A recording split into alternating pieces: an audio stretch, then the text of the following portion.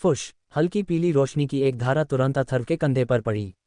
ये छोटू था। कई दिनों से एक दूसरे से न मिलने के बाद छोटू ने प्यार से अथर्व के गाल पर हाथ फेरा। ठीक है, चलो वापस चलते हैं, अथर्व ने धीरे से कहा, फिर अपने निवास की ओर चल दिया। भाई, तुम्हें क्या हुआ? क्या तुम घायल हो? निवास में पायल ने अथर्व को देखा, जो खून से लथपथ था, जिसे देखकर शीना और पायल दोनों चौंक गए। चोट नहीं लगी है, बस गलती से लग गई। अब मैं नहाने जा रहा हूँ। अथर्व भूल गया था कि ब्लड सोल सील को परिष्कृत करने के दौरान वह खून से लथपथ हो गया था। वह जल्दी से अपने कमरे में गया, पानी भरा, नहाया और एक साफ हरा चोगा पहन लिया। ये सब तेरी वजह से है, बदमाश। गोल्डन ऐप की बात खत्म होते ही उसकी नज़र अथर्व पर पड़ी। उसके चेहरे पर गंभीर भाव थे। अंदर जरूर कुछ खतरनाक है। वह लगातार एक फीकी, शैतानी मुस्कान धारण किए रहता था। अपने छोटे भाई को सामने देखकर शीना का दिल तेजी से धड़कने लगा। उसके चेहरे पर तुरंत एक लाली छा गई। उसे समझ नहीं आ रहा था कि उसे ऐसा क्यों लग रहा है, लेकिन उसका दिल अचानक किसी डरी हुई हिरनी की तरह तेजी से धड़कने लगा। छोटे भाई, क्या तुम एकांतवास से बाहर आ गए हो? ये सब तुम्हारी वजह से है, बदमाश। गोल्डन ऐप की बात खत्म होते ही उसकी नज़र अथर्व पर पड़ी। उसके चेहरे पर गंभीर भाव थे। अंदर जरूर कुछ खतरनाक है। अच्छा हुआ कि तुम यहाँ हो, कुछ बड़ा हुआ है। गौरव उसी समय बेचैनी से दौड़कर अंदर आया। अथर्व को वहां देखकर उसने तुरंत कहा, वरिष्ठ भाई, क्या हुआ? क्या हुआ? शीना ने पूछा। अथर्व भी गौरव के बोलने का इंतजार कर रहा था। गौरव ने कहा, कई शिष्य मुख्य हॉल में हैं जो तीनों बुजुर्गों से मिलना चाहते हैं और उनसे गोलियां मांगना चाहते हैं।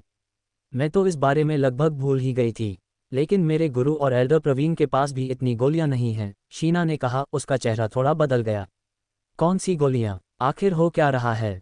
सब तेरी ही वजह से है, कमीने। गोल्डन ऐप की बात खत्म होते ही उसकी नज़र अथर्व पर पड़ी। उसके चेहरे पर गंभीर भाव थे। अंदर जरूर कुछ खतरनाक है, अथर्व ने पूछा। उसे इस मामले के बारे में गौरव की यादों से नहीं पता चला था। छोटे भाई, यह इस तरह है। गौरव ने अथर्व को संक्षेप में स्थिति समझाई। उल्टी आत्मा संप्रदाय को हर 5 साल में एक बार अपने शिष्यों को गोलियां बांटनी होती थीं। पिछली बार वे एक बार चूक गए थे, जिससे आधे शिष्य चले गए थे। अगर इस बार उन्होंने गोलियां नहीं बांटी तो कई शिष्य शायद फिर से उल्टी आत्मा संप्रदाय छोड़ देंगे। गौरव की बात सुनकर अथर्व थोड़ा स्तब्ध रह गया। उसने उल्टी आत्मा संप्रदाय के इतने दरिद्र होने की उम्मीद नहीं की थी। उसे चंद्र रहस्यवादी संप्रदाय के एल्डर भास्कर की बात याद आई कि चंद्र रहस्यवादी संप्रदाय में नए शिष्यों को तीसरी श्रेणी की गोली मिल सकती है, जबकि उल्टी आत्मा संप्रदाय में नए शिष्यों को 5 साल बाद केवल पहली और दूसरी श्रेणी की गोली ही मिल सकती है। दोनों में बहुत बड़ा अंतर था। चलो जल्दी से जाकर देखते हैं, शीना ने कहा। वे तीनों और पायल जल्दी से मुख्य हॉल की ओर चल पड़े। अथर्व भी उत्साह देखना चाहता था। वह सोच रहा था कि क्या तीनों बुजुर्ग 100 से ज्यादा गोलियां बना पाएंगे। 5 साल पहले के बकाया सिक्कों को जोड़कर कुल सोने के सिक्के ज्यादा नहीं होंगे, यहाँ तक कि उतने भी नहीं जितने उसने रक्तात्मा मोहर की साधना में खर्च किए थे। हालांकि उल्टी आत्मा संप्रदाय की वर्तमान स्थिति को देखते हुए ये संभव था कि वे इसे वहन नहीं कर पाएंगे। हालांकि अथर्व अपने मन में जानता था कि ये तीनों बुजुर्ग मार्शल सोल स्तर पर मजबूत साधक थे और उनके पास जरूर कुछ निजी बचत होगी। अगर वे उसे निकालने को तैयार हों तो ये काफ़ी होना चाहिए। बस यह इस बात पर निर्भर करता था कि क्या ये तीनों बुजुर्ग अपनी निजी बचत देने को तैयार हैं। मुख्य हॉल के अंदर अथर्व और अन्य लोगों के पहुंचने तक 100 से ज्यादा लोग इकट्ठा हो चुके थे। मूलतः सभी साधारण शिष्य मुख्य हॉल में थे। हॉल के शीर्ष पर एल्डर प्रवीण हाइबो, जो यूहो और श्री सीता लगभग 10 प्रत्यक्ष शिष्यों के साथ पहले से ही मौजूद थे। एल्डर प्रवीण, क्या आज गोलियां बांटने का समय नहीं आ गया है? हाँ, 5 साल पहले वाली गोलियों को मिलाकर हमें एक द्वितीय श्रेणी की गोली और एक प्रथम श्रेणी की गोली मिलनी चाहिए। Dot dot dot dot dot dot dot dot dot. मुख्य हॉल के अंदर बहुत शोर था। कई शिष्य गोलियां मांग रहे थे, जिससे अथर्व को अपने पिछले जन्म में मजदूरी मांगने वाले प्रवासी मजदूरों की याद आ गई। सब लोग शांत हो जाओ। किस बात पर शोर मचा रहे हो? हॉल के शीर्ष पर प्रवीण सिंह का चेहरा उतर गया, उसकी भौहें तन गईं और उसने हॉल में मौजूद आम शिष्यों को डांटा। सब लोग तुरंत शांत हो गए। बड़े साहब के बोलते ही किसी की हिम्मत नहीं हुई कि कोई हंगामा करे और जल्दी से चुप हो गया। संप्रदाय के नेता का अभी कुछ समय पहले ही निधन हुआ है। यह मामला कुछ समय के लिए स्थगित रहेगा, प्रवीण सिंह ने अपना संयम वापस पाते हुए कहा, फिर भीड़ से बात की। संप्रदाय के नेता का निधन हमें दुख से भर देता है, इसलिए अब हमें अपनी शक्ति बढ़ाने, संप्रदाय के नेता के हत्यारे को ढूंढने और उससे बदला लेने का प्रयास करना चाहिए। हमें साधना के लिए गोलियों की जरूरत है, इसलिए कृपया हमें गोलियां दीजिए, बढ़ो। एक धीमी आवाज आई। सब लोग असमंजस में वक्ता की ओर देखने लगे। भला कौन इतना दुस्साहस कर गया कि बड़ों से खुलेआम गोलियां मांगने लगा? हॉल के शीर्ष पर बैठे तीनों बुजुर्ग भी डूबते हुए भाव से वक्ता की ओर देखने लगे। अथर्व हल्के से मुस्कुराया। बोलने वाला कोई और नहीं बल्कि वह खुद था। इस समय अथर्व मन ही मन सोच रहा था, प्रवीण सिंह, अब मैं तुम लोगों से निपट नहीं सकता, इसलिए मैं तुम्हारे लिए कुछ मुसीबत खड़ी करूंगा। मैं तुम्हारा जीना मुश्किल कर दूंगा। कम से कम इस बार मैं तुम्हारे निजी खजानों को थोड़ा नुकसान पहुंचा दूंगा। ये सही है, छोटे वरिष्ठ भाई सही कह रहे हैं। हमें गोलियों की ज़रूरत है। हमें संप्रदाय के नेता से बदला लेने के लिए लगन से साधना करने की ज़रूरत है। हमें गोलियां चाहिए। ये देखकर कि यह छोटे वरिष्ठ भाई बोल रहे थे, सभी लोग अचानक से उत्साहित हो गए और तुरंत जोर जोर से चिल्लाने लगे। प्रवीण सिंह, जीत कुमार और श्री सीता ने एक दूसरे की तरफ देखा। उड़ती आत्मा संप्रदाय के पास अब कुछ भी नहीं था। वे गोलियां कहां से लाएंगे? उड़ती आत्मा संप्रदाय अब बस एक खोखला खोल था। सब लोग शांत हो जाओ। सच कहूं तो हम सभी उड़ती आत्मा संप्रदाय की स्थिति जानते हैं। उड़ती आत्मा संप्रदाय अभी गोलियां नहीं बना सकता। हालांकि मेरा मानना है कि अगर हम कड़ी मेहनत करते रहेंगे तो भविष्य में चीज़ें बेहतर हो जाएंगी। भविष्य में तीसरी श्रेणी की गोलियां भी कोई समस्या नहीं होंगी, श्री सीता ने थोड़ा भौहें चढ़ाते हुए कहा, फिर आगे बढ़कर बोला, एल्डर सीता के शब्द उचित हैं, लेकिन तीसरी श्रेणी की गोलियां भविष्य के लिए हैं। हमें अपनी ताकत बढ़ाने के लिए अभी से गोलियों की ज़रूरत है ताकि उड़ती आत्मा संप्रदाय भविष्य में और मजबूत हो सके और आगे बढ़ सके। इसलिए हमें अभी से गोलियों की ज़रूरत है। अथर्व को डर था कि भीड़ परेशानी पैदा न कर दे, इसलिए उसने फिर से आग भड़का दी। जैसे ही अथर्व ने बोलना समाप्त किया, प्रवीण सिंह और जो यूहो पहले से ही गुस्से से भरी निगाहों से उसकी ओर देख रहे थे, और यहाँ तक कि एल्डर श्री सीता ने भी अथर्व को गुस्से से घूरा। हमें अभी गोलियां चाहिए। अगर हमें गोलियां नहीं मिली तो हम उड़ती आत्मा संप्रदाय छोड़ देंगे। आप हमें बेवकूफ़ बनाते रहते हैं, साल दर साल टालते रहते हैं। अब हम ऐसा नहीं करेंगे। हम उड़ती आत्मा संप्रदाय छोड़ रहे हैं। यदि आप हमें गोलियां नहीं देंगे तो हम उड़ती आत्मा संप्रदाय छोड़ देंगे। ये स्पष्ट नहीं है कि यह कहने में किसने पहल की, लेकिन भीड़ तुरंत भड़क उठी। अगर उन्हें गोलियां नहीं मिली तो वे सचमुच उड़ती आत्मा संप्रदाय छोड़ देंगे। अथर्व ने दुष्टता से मुस्कुराया। अब बड़ों के सिर में दर्द होने का समय आ गया था। अगर उड़ती आत्मा संप्रदाय के सभी लोग चले गए तो उड़ती आत्मा संप्रदाय का अस्तित्व ही समाप्त हो जाएगा। उड़ती आत्मा संप्रदाय के 3 बुजुर्गों को सचमुच सिर दर्द हो रहा था। 5 साल पहले जब उन्होंने गोलियां नहीं बांटी तो 300 शिष्यों में से आधे से ज़्यादा चले गए और सिर्फ लगभग 100 ही बचे। अगर ये लोग भी चले गए तो उड़ती आत्मा संप्रदाय सचमुच अपने आप ही नष्ट हो जाएगा और उसे किसी और की ज़रूरत नहीं पड़ेगी। यह उड़ती आत्मा संप्रदाय के पूर्वजों के साथ बहुत बड़ा अन्याय होगा। सब लोग कृपया शांत हो जाए, जीत कुमार ने जोर से कहा। उसकी आवाज़ में सच्ची ऊर्जा घुली हुई थी और सबके कानों में गूंज रही थी। यह आवाज़ पूरे मुख्य हॉल में गूंज उठी। भीड़ धीरे धीरे शांत हो गई, लेकिन उनमें से प्रत्येक अभी भी बहुत उत्तेजित था, इस इरादे से कि अगर उन्हें आज गोलियां नहीं मिली तो वे सचमुच फीलिंग संप्रदाय छोड़ देंगे। ये कैसा रहेगा? गोलियों के मामले पर बाद में चर्चा होगी। इस मामले पर भी संप्रदाय के नेता को ही फैसला लेना होगा। बुजुर्ग होने के नाते हम इस मामले पर फैसला नहीं कर सकते। क्यों न पहले हम एक संप्रदाय के नेता का चुनाव करें? आप सब क्या सोचते हैं? जीत कुमार ने भीड़ की ओर देखते हुए कहा। संप्रदाय का नेता चुने। सब दंग रह गए। इस बात ने तुरंत सबका ध्यान अपनी ओर खींचा। वरिष्ठ भाई, उड़ती आत्मा संप्रदाय के नियमों के अनुसार जो भी संप्रदाय प्रमुख की मुहर प्राप्त करता है वही संप्रदाय प्रमुख होता है, श्री सीता ने जीत कुमार से कहा। उसे संप्रदाय प्रमुख के चुनाव के इस मामले की जानकारी नहीं थी। जूनियर सिस्टर, नियम भी तो लोग बनाते हैं, है ना? अगर संप्रदाय के नेता को मारने वाला व्यक्ति संप्रदाय के नेता की मुहर के साथ आता है तो क्या हमें फिर भी उसे अपना संप्रदाय का नेता मानना होगा? प्रवीण सिंह ने हल्के से कहा। हमें फ्लाइंग स्पिरिट संप्रदाय के संप्रदाय प्रमुख का चुनाव तुरंत करना होगा। फ्लाइंग स्पिरिट संप्रदाय अनिश्चित काल तक संप्रदाय प्रमुख के बिना नहीं रह सकता। ये फ्लाइंग स्पिरिट संप्रदाय के विकास के लिए भी हानिकारक है, जो यूहो ने कहा। ये दोनों सुर में गा रहे हैं। लगता है इनकी नज़र संप्रदाय प्रमुख के पद पर है, मानो इन्होंने बहुत पहले से इसकी योजना बना रखी थी और अब इस मौके का इस्तेमाल संप्रदाय प्रमुख का चुनाव करने के लिए कर रहे हैं। प्रवीण सिंह, जीत कुमार और श्री सीता की बातें सुनकर अथर्व ने मोटे तौर पर अंदाज़ा लगाया कि जीत कुमार और प्रवीण सिंह लंबे समय से इसकी योजना बना रहे थे और संप्रदाय प्रमुख का पद हासिल करना चाहते थे। लेकिन श्री सीता किसी बात को लेकर चिंतित लग रही थी, लेकिन इससे पहले कि वह अपनी बात पूरी कर पाती, प्रवीण सिंह ने उसे बीच में ही रोक दिया। सभी शिष्यगण, आज नए संप्रदाय के नेता का चुनाव करने के बाद कृपया नए संप्रदाय के नेता से कहें कि वह हमें गोलियां वितरित करें, प्रवीण सिंह ने ऊंची आवाज में कहा। ठीक है, चलो एक नया संप्रदाय नेता चुनते हैं। जब मुख्य हॉल में बैठे शिष्यों ने सुना कि उन्हें गोलियां मिलेंगी तो यही मुख्य बात थी। संप्रदाय का नेता कौन होगा, ये तय करने की बारी उनकी नहीं थी, इसलिए स्वाभाविक रूप से उन्हें कोई आपत्ति नहीं थी। चूंकि यही बात है तो ये तय हो गया। जहां तक नए संप्रदाय के नेता की बात है, मुझे लगता है कि संप्रदाय में उनकी प्रतिष्ठा उत्कृष्ट होनी चाहिए और साथ ही उनकी ताकत हमारे उड़ती आत्मा संप्रदाय में सबसे ऊपर होनी चाहिए। क्या सभी को कोई आपत्ति है? जो यूहो ने भीड़ की ओर देखते हुए कहा। बूढ़े लोमड़ी, तुम तो बस अपने बारे में, तीनों बुजुर्गों के बारे में बात करने का मौका ले रहे हो, अथर्व ने मन ही मन सोचा। संप्रदाय के नेता का ये चुनाव तो बस दिखावा था। संप्रदाय का नेता कौन बनेगा, यह शायद प्रवीण सिंह और जीत कुमार ने पहले ही तय कर लिया था। अब वे बस सत्ता में आने के लिए इस मौके का इस्तेमाल कर रहे थे। यह उनके पिछले जन्म में किसी देश में मिली राजनीतिक आज़ादी जैसा था। कैसा चुनाव, सब कुछ पहले से तय था। यह फैसला निचले तबके के लोगों के हाथ में नहीं था। बड़े जो सही कह रहे हैं, लेकिन मेरा मानना है कि संप्रदाय का नेता बनने के लिए व्यक्ति को उड़ती आत्मा संप्रदाय में योगदान देना चाहिए और उड़ती आत्मा संप्रदाय के सभी लोगों का पूर्ण सम्मान अर्जित करना चाहिए। वरना चाहे आपकी शक्ति कितनी भी प्रबल क्यों न हो, अगर वह उड़ती आत्मा संप्रदाय के लिए काम नहीं करता या उसके लिए खड़ा नहीं होता तो ऐसे संप्रदाय के नेता का क्या उपयोग है? अथर्व ने अपना हाथ उठाया और चिल्लाया, मन ही मन सोचते हुए कि अगर प्रवीण सिंह और जीत कुमार संप्रदाय के नेता बन गए तो उनसे निपटना और भी मुश्किल हो जाएगा। इसके अलावा उसे उड़ती आत्मा संप्रदाय में कुछ और समय तक रहना होगा और उसने अनुमान लगाया कि उसके दिन और भी कठिन होंगे। छोटे भाई सही कह रहे हैं, हम सब सहमत हैं। मुख्य हॉल में मौजूद साधारण शिष्यों ने तुरंत सहमति में चिल्लाकर कहा। इन साधारण शिष्यों के दिलों में अथर्व का बहुत ऊंचा स्थान था।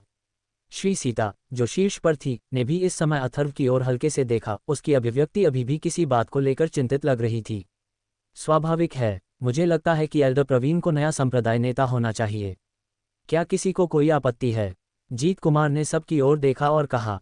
प्रवीण सिंह इस समय मुस्कुरा रहा था और सभी को दयालुता से देख रहा था। इस समय उड़ती आत्मा संप्रदाय में उससे ज्यादा योग्य कोई और नहीं था। उन्होंने इस सब पर काफी देर तक चर्चा की थी। मुख्य हॉल में उपस्थित शिष्यों ने प्रवीण सिंह की ओर हल्की सी नज़र से देखा, लेकिन कोई भी नहीं बोला, कोई भी सहमत नहीं हुआ और किसी ने भी कोई आपत्ति नहीं की। हम सभी उनका समर्थन करते हैं। मास्टर स्वाभाविक रूप से सबसे उपयुक्त उम्मीदवार हैं, प्रवीण सिंह के शिष्यों ने तुरंत जोर से कहा, लेकिन उनकी आवाज़ें मुख्य हॉल में एक रस गूंजती रहीं। ऐसा लग रहा था कि ये एल्डर प्रवीण आम दिनों में ज़्यादा लोकप्रिय नहीं थे। कनिष्ठ भाई, हम एल्डर प्रवीण को संप्रदाय का नेता नहीं बनने दे सकते। गौरव अथर्व के पास आया और फुसफुसाया। अथर्व कड़वी मुस्कान के साथ मुस्कुराया और बस अपनी बेबसी जाहिर कर सका। संप्रदाय का नेता सिर्फ 3 बुजुर्गों में से ही चुना जा सकता था और यह किसी और पर निर्भर नहीं था। वह भी नहीं चाहता था कि यह प्रवीण सिंह संप्रदाय का नेता बने, लेकिन फिलहाल वह इसे रोकने में असमर्थ लग रहा था। छोटी बहन, चूंकि दूसरा वरिष्ठ भाई संप्रदाय का नेता बनेगा, इसलिए आपको असहमत नहीं होना चाहिए, है ना? ऊपरी हिस्से में जीत कुमार ने श्री सीता की ओर मुड़कर पूछा। मुझे लगता है कि एल्डर सीता भी अच्छे हैं। एल्डर सीता को ही संप्रदाय का नेता क्यों न बना दिया जाए? अथर्व ने ऊंची आवाज में कहा। कनिष्ठ भाई, गुरु एक महिला हैं। उड़ती आत्मा संप्रदाय का नियम है कि महिलाएं संप्रदाय की नेता नहीं बन सकती। शीना ने अथर्व से कहा। यह कैसा नियम है? ये तो साफ तौर पर महिलाओं के साथ भेदभाव है। अथर्व बुदबुदाए। अथर्व, तुम उड़ती आत्मा संप्रदाय में नए हो और अभी तक नहीं जानते। उड़ती आत्मा संप्रदाय के पूर्वजों ने एक नियम बनाया था कि महिलाओं को संप्रदाय प्रमुख बनने की अनुमति नहीं है। जीत कुमार ने उदासीनता से अथर्व की ओर देखा। यह अथर्व आग भड़का रहा था और उसके अच्छे कामों में बाधा डाल रहा था और वह पहले से ही बहुत नाराज था। कनिष्ठ भाई गुरु के अंतिम शिष्य हैं। कनिष्ठ भाई की शक्ति सभी ने देखी है। हालांकि वे हमारे उड़नशील आत्मा संप्रदाय में ज्यादा समय से नहीं हैं, फिर भी उन्होंने हमारे उड़नशील आत्मा संप्रदाय के लिए बहुत कुछ किया है और उन्होंने राक्षस संप्रदाय के लोगों को भी भगाया है। क्या हम सब कनिष्ठ भाई को संप्रदाय का नेता चुन सकते हैं? एक आवाज जोर से बोली। बोलने वाला गौरव था। कनिष्ठ भाई के संप्रदाय प्रमुख बनने पर किसी को आपत्ति है या नहीं, मुझे नहीं पता, लेकिन मैं निश्चित रूप से सहमत हूं। एक गंजे शिष्य ने सबसे ऊंची आवाज में कहा। अगर कनिष्ठ भाई संप्रदाय प्रमुख बनते हैं तो मुझे भी कोई आपत्ति नहीं है। कनिष्ठ भाई ने मेरी जान बचाई है, एक साधारण शिष्य ने ऊंची आवाज में कहा। यह व्यक्ति सुन युआन था, जिसे अथर्व ने पहले बचाया था। सुन युआन को स्वाभाविक रूप से जीवन रक्षक कृपा याद थी और वह कई बार कनिष्ठ भाई के निवास पर कृतज्ञता व्यक्त करने गया था, लेकिन कनिष्ठ भाई से नहीं मिला था। आज वह स्वाभाविक रूप से जोर से अपना समर्थन व्यक्त करना चाहता था। जूनियर भाई का समर्थन करें। मैं भी जूनियर भाई का समर्थन करता हूँ। सैकड़ों लोग तुरंत जोर से चिल्ला उठे। उस समय इस छोटे भाई ने राक्षस संप्रदाय के लोगों को गंभीर रूप से घायल कर दिया था। इसके अलावा वह अपने धन का दान भी करता था और कई साधारण शिष्यों के घाव भी भर चुका था। स्वाभाविक रूप से उस समय सभी साधारण शिष्यों ने उसका समर्थन किया। सभी जोर से चिल्लाए। इस समय प्रवीण सिंह और मुखिया जीत कुमार के चेहरे अब बर्दाश्त से बाहर थे। उन्होंने शुरू में सोचा था कि इस मौके का फायदा उठाकर संप्रदाय के नेता का पद संभालेंगे, लेकिन उन्हें उम्मीद नहीं थी कि अथर्व उनके काम में दखल देगा और सब कुछ पूरी तरह से बर्बाद कर देगा। खांसी। प्रवीण सिंह ने शर्मिंदगी से जोर से खांसी। अभी अभी किसी ने उसका साथ नहीं दिया था, इसलिए उसे थोड़ी शर्मिंदगी महसूस हुई। उसने अथर्व की तरफ हल्के से देखा और फिर कहा, सब लोग शांत हो जाओ। मैं अथर्व से पूछना चाहता हूँ, सबने तुम्हें संप्रदाय का नेता चुना है। तुम क्या सोचते हो? तुम्हें पता होना चाहिए कि संप्रदाय का नेता बनने के बाद तुम सभी को अमृत बांटने के लिए जिम्मेदार होगे। बूढ़े लोमड़ी, क्या तुम चाहते हो कि मैं मुश्किलों का सामना करते हुए पीछे हट जाऊं? अथर्व की आंखें घूम गईं। स्वाभाविक रूप से उसे संप्रदाय प्रमुख के इस पद में कोई दिलचस्पी नहीं थी, लेकिन अगर यह प्रवीण सिंह संप्रदाय प्रमुख बन गया तो उसने आज उसे फिर से स्पष्ट रूप से नाराज कर दिया था, और उसे डर था कि भविष्य में उड़ती आत्मा संप्रदाय में रहने के दिन उसे कुछ मुश्किलों का सामना करना पड़ेगा। संप्रदाय का नेता होने में क्या बुराई है? आज मैं सचमुच कुछ दिनों के लिए संप्रदाय का नेता बनूंगा और खूब मौज मस्ती करूंगा। अथर्व ने अपना दिल कड़ा किया, थोड़ा मुस्कुराया और बोला, अगर एल्डर प्रवीण ऐसा कहते हैं तो क्या इसका मतलब यह है कि अगर मैं अमृत बना सकता हूं तो मैं उड़ती आत्मा संप्रदाय का संप्रदाय नेता बन सकता हूं? अथर्व की मुस्कुराहट देखकर प्रवीण सिंह को अचानक थोड़ी बेचैनी हुई।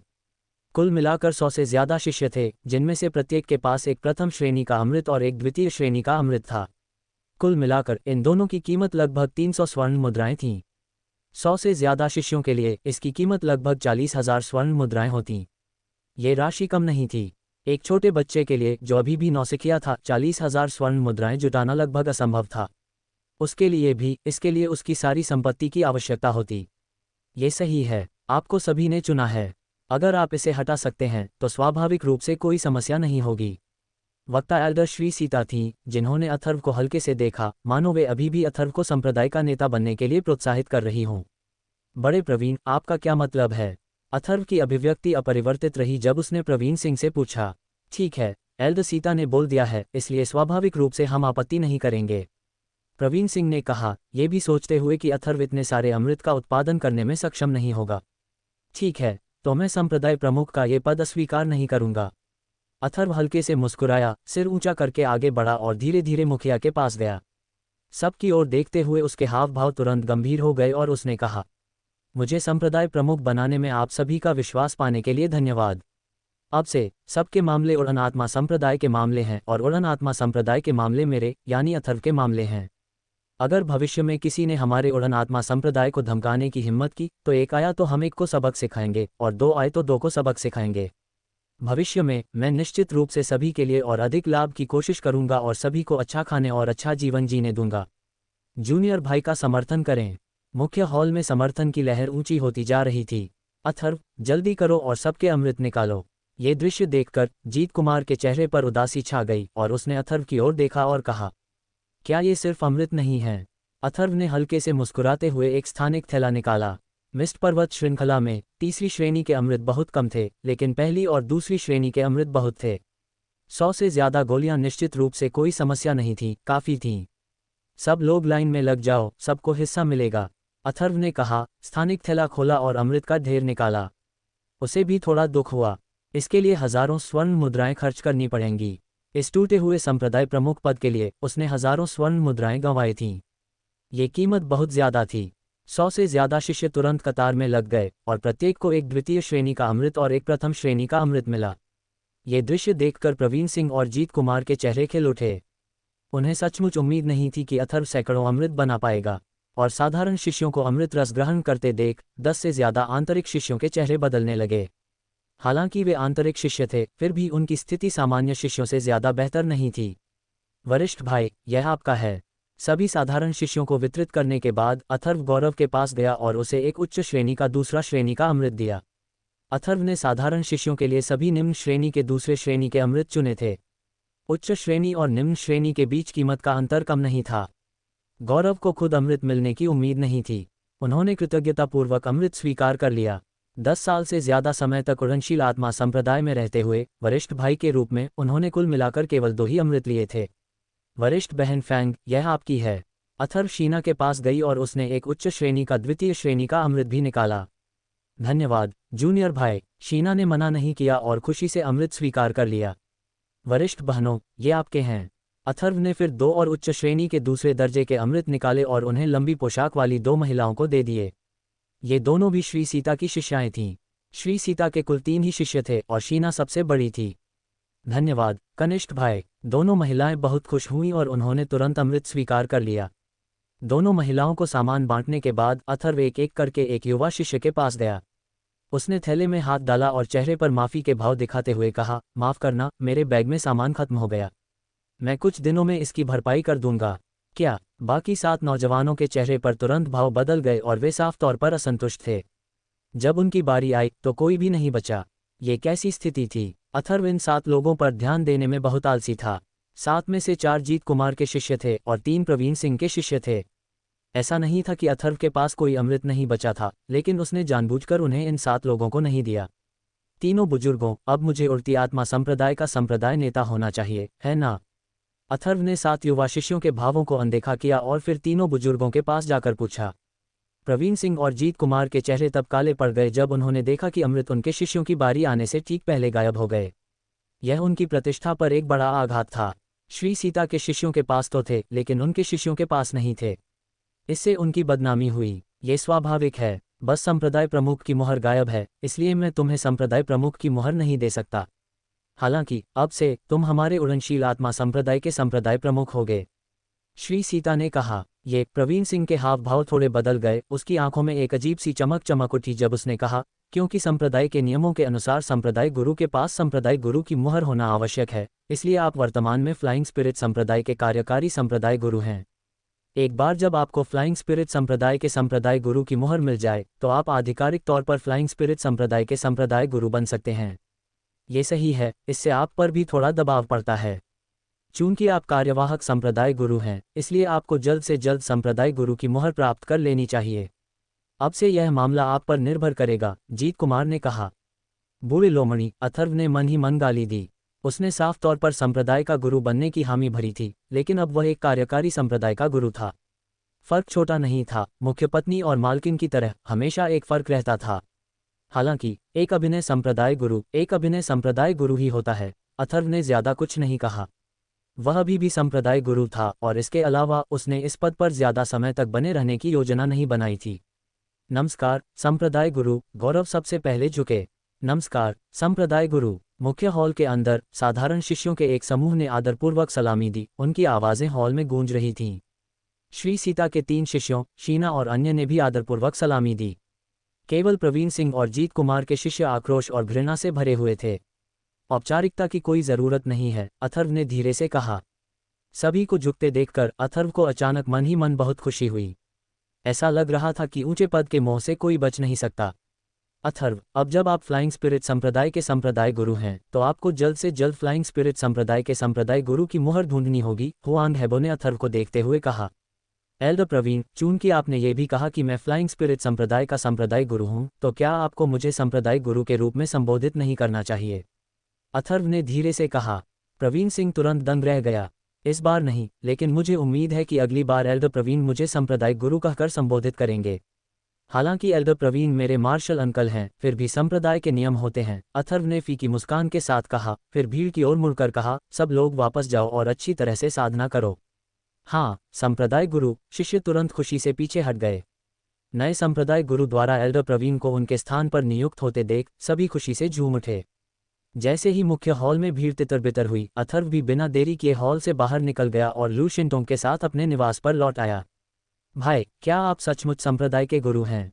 लू शिंटोंग ने ऊपर देखा। उसकी चमकदार आंखें झपक रही थीं जब उसने पूछा। हाँ भाई, अब संप्रदाय का गुरु है, अथर्व ने मुस्कुराते हुए कहा। ये बहुत अच्छी बात है, भाई संप्रदाय के गुरु हैं और मेरे पिता भी संप्रदाय के गुरु हुआ करते थे। अपनी शुरुआती खुशी के बाद लू शिंटोंग को अपने पिता की याद आई और उसकी आंखें तुरंत फिर से उदासी से भर गईं। संप्रदाय गुरु, आपके पास सचमुच बहुत सारी गोलियां हैं, फैंग शिनकी ने अथर्व से कहा। अथर्व को सैकड़ों गोलियां निकालते देख हॉल में सिर्फ वही नहीं थी जो चौंक गई थी। मैं लगभग दिवालिया हो चुका हूं। ये संप्रदाय प्रमुख का पद वाकई बहुत महंगा है, अथर्व ने आत्महीनता से कहा। मुझे विश्वास है कि संप्रदाय गुरु फेई लिंग संप्रदाय को और बेहतर बनाएंगे। हम सभी संप्रदाय गुरु का समर्थन करते हैं। फेंग शिनकी झिझकी, उसके चेहरे पर हल्की लाली आ गई। यह महिला मुझसे प्यार तो नहीं कर रही है ना? अथर्व फेंग शिनकी के हाव भाव से चौंक गया और उसने आत्ममुग्ध होकर सोचा, लगता है वह काफी लोकप्रिय है। रात में भोजन के बाद अथर्व अपने कमरे में लौट आया और वह खेती करने का इरादा कर रहा था। तभी लिटिल ड्रैगन अचानक बदल गया, जिससे अथर्व सतर्क हो गया। कोई यहाँ है, अथर्व का दिल बैठ गया। लिटिल ड्रैगन को लगा कि कोई घर पर आ गया है। संप्रदाय गुरु, मुझे आशा है कि मैंने आपको परेशान नहीं किया होगा। क्या मैं अंदर आ सकती हूँ? दरवाजे के बाहर से एक महिला की आवाज़ आई। मार्शल अंकल, अंदर आइए। अथर्व चौंक गई। श्री सीता ही आया था। इतनी रात को उसे उससे क्या मिलना था? अथर्व ने अचानक बहुत ही दुष्टता से सोचा कि श्री सीता ने कभी शादी नहीं की थी। इतनी रात को उसे ढूंढने के लिए आने से क्या उसके कुछ और इरादे हो सकते हैं? कुछ पलों की आत्ममुग्ध कल्पना के बाद अथर्व ने दरवाज़ा खोला। श्री सीता, एक स्लेटी रंग का महलनुमा गाउन पहने, पहले ही अंदर आ चुकी थी। उसने श्री सीता को गौर से देखा। उसका शरीर वाकई में बहुत ही सुडौल था, जिसमें एक अनोखा स्त्रीत्व झलक रहा था। अथर्व ने दरवाज़ा बंद किया और कहा, मार्शल अंकल, आप इतनी देर से यहाँ क्यों आए? क्या तुम सचमुच मेरे वरिष्ठ भाई के अंतिम शिष्य हो? श्री सीता ने मुड़कर अथर्व को गंभीरता से देखते हुए पूछा। उसे अभी भी यह विश्वास करना मुश्किल लग रहा था कि यह युवक उसके वरिष्ठ भाई का शिष्य हो सकता है। बिल्कुल, अथर्व ने उत्तर दिया। उसके चेहरे पर कोई घबराहट या हिचकिचाहट नहीं दिख रही थी। लगता है बड़े भाई ने एक अच्छा शिष्य पा लिया है। श्री सीता ने हल्की सी आह भरी, फिर उसके चेहरे पर उदासी छा गई। उसने अथर्व से पूछा, क्या तुम जानते हो कि तुम्हारे गुरु की हत्या किसने की? मुझे नहीं पता। अथर्व ने श्री सीता के हाव भाव देखकर अपना सिर थोड़ा हिलाया। उसने मन ही मन अनुमान लगाया कि चूंकि श्री सीता अविवाहित था और इस समय लुकिंग को लेकर सबसे ज्यादा चिंतित था, तो क्या ऐसा हो सकता है कि एल्डर श्री सीता हमेशा से मन ही मन लुकिंग से प्यार करता रहा हो? अथर्व जितना ज्यादा इस बारे में सोचता, ये बात उतनी ही ज्यादा सच लगती। बैठ जाओ, मैं तुम्हें कुछ बातें बताने आया हूँ, श्री सीता ने अथर्व से कहा। दोनों बैठ गए और अथर्व ने कुछ उलझन के साथ पूछा, मार्शल अंकल, कृपया बोलें। क्या तुम सच में फेई लिंग संप्रदाय के संप्रदाय गुरु बनने में रुचि रखते हो, या तुम्हारा कोई और इरादा है, या तुम्हारे गुरु ने तुम्हें कुछ निर्देश दिया है? मुझे उम्मीद है कि तुम मुझे ईमानदारी से बताओगे, श्री सीता ने पूछा। अथर्व को श्री सीता की बात समझ नहीं आई। उसने कहा, दिन में मैंने देखा कि एल्डर प्रवीण और एल्डर जोहू ने संप्रदाय प्रमुख बनने की एक पूर्व निर्धारित योजना बनाई थी। मैं इसे बर्दाश्त नहीं कर सका और कुछ अतिरिक्त शब्द कह दिए, और अप्रत्याशित रूप से मैं उलझन में संप्रदाय प्रमुख बन गया। तो क्या तुम्हारे गुरु ने तुमसे कुछ कहा? श्री सीता ने पूछा, उदाहरण के लिए संप्रदाय के गुरु की मुहर के बारे में। अथर्व का दिल अचानक बैठ गया और वह तुरंत सतर्क हो गया। सब लोग संप्रदाय के गुरु की मुहर ढूंढ रहे थे। क्या उसमें कोई रहस्य छिपा हो सकता है? नहीं। अथर्व ने मन ही मन अपना सिर थोड़ा हिलाया। लगता है तुम्हारे गुरु के पास तुम्हें बताने का समय नहीं था, लेकिन अब हमें नहीं पता कि संप्रदाय गुरु की मुहर कहाँ गिर गई है। संप्रदाय गुरु की मुहर के बिना हमारा फेई लिंग संप्रदाय अपनी आखिरी उम्मीद भी खो देगा, श्री सीता ने धीरे से आह भरी। मार्शल अंकल, क्या इस संप्रदाय के गुरु की मुहर में कोई रहस्य है? अथर्व ने पूछा। श्री सीता ने अथर्व की ओर देखा और कहा, अब आप फेई लिंग संप्रदाय के संप्रदाय गुरु हैं, इसलिए आपको बताने में कोई हर्ज नहीं है। बहुत समय पहले हमारा फेई लिंग संप्रदाय इतना जीर्ण शीर्ण नहीं था जितना आप इसे अब देखते हैं। उस समय हमारा फेई लिंग संप्रदाय प्राचीन क्षेत्र का एक प्रमुख संप्रदाय था, जिसके दसियों हजार अनुयायी थे।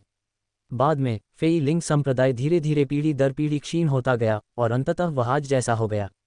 अथर्व को थोड़ा आश्चर्य हुआ, क्योंकि उसे उम्मीद नहीं थी कि फ्लाइंग स्पिरिट संप्रदाय का अतीत इतना गौरवशाली रहा होगा। हजारों शिष्य, हालांकि चंद्र रहस्यवादी संप्रदाय जैसे महासंप्रदायों से तुलना योग्य नहीं थे, फिर भी एक प्रमुख संप्रदाय माने जाते थे। हालांकि अथर्व को ज्यादा आश्चर्य नहीं हुआ। उसके पिछले जन्म में एक कहावत थी, धन 3 पीढ़ियों तक नहीं टिकता। यहाँ यह अनुमान लगाया गया था कि कोई भी संप्रदाय अपनी समृद्धि को अनंत काल तक बनाए नहीं रख सकता।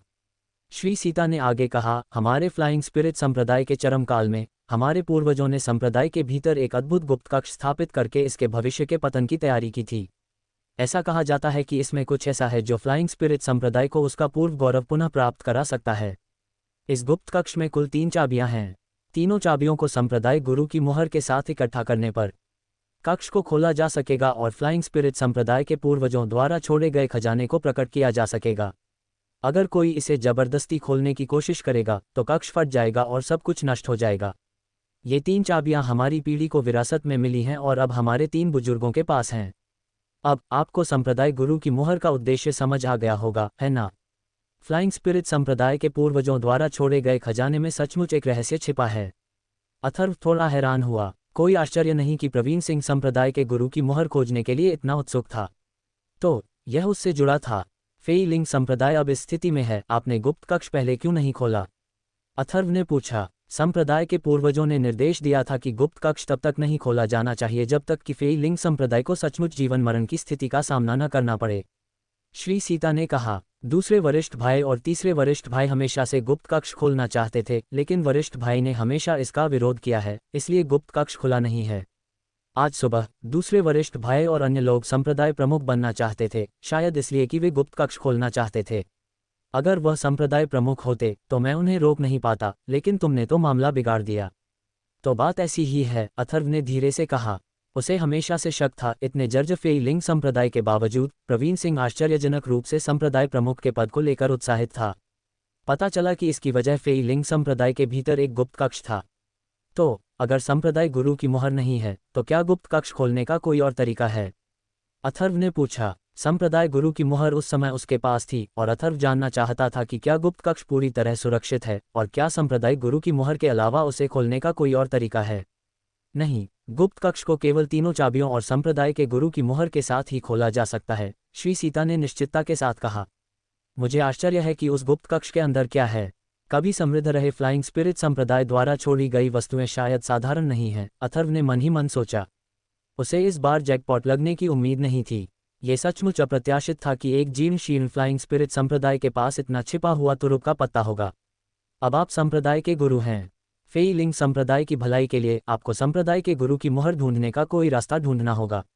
मुझे लगता है कि आपके गुरु ने अपनी मृत्यु से पहले संप्रदाय के गुरु की मुहर जैसी महत्वपूर्ण वस्तु आपको और शिंटों को नहीं दी होगी।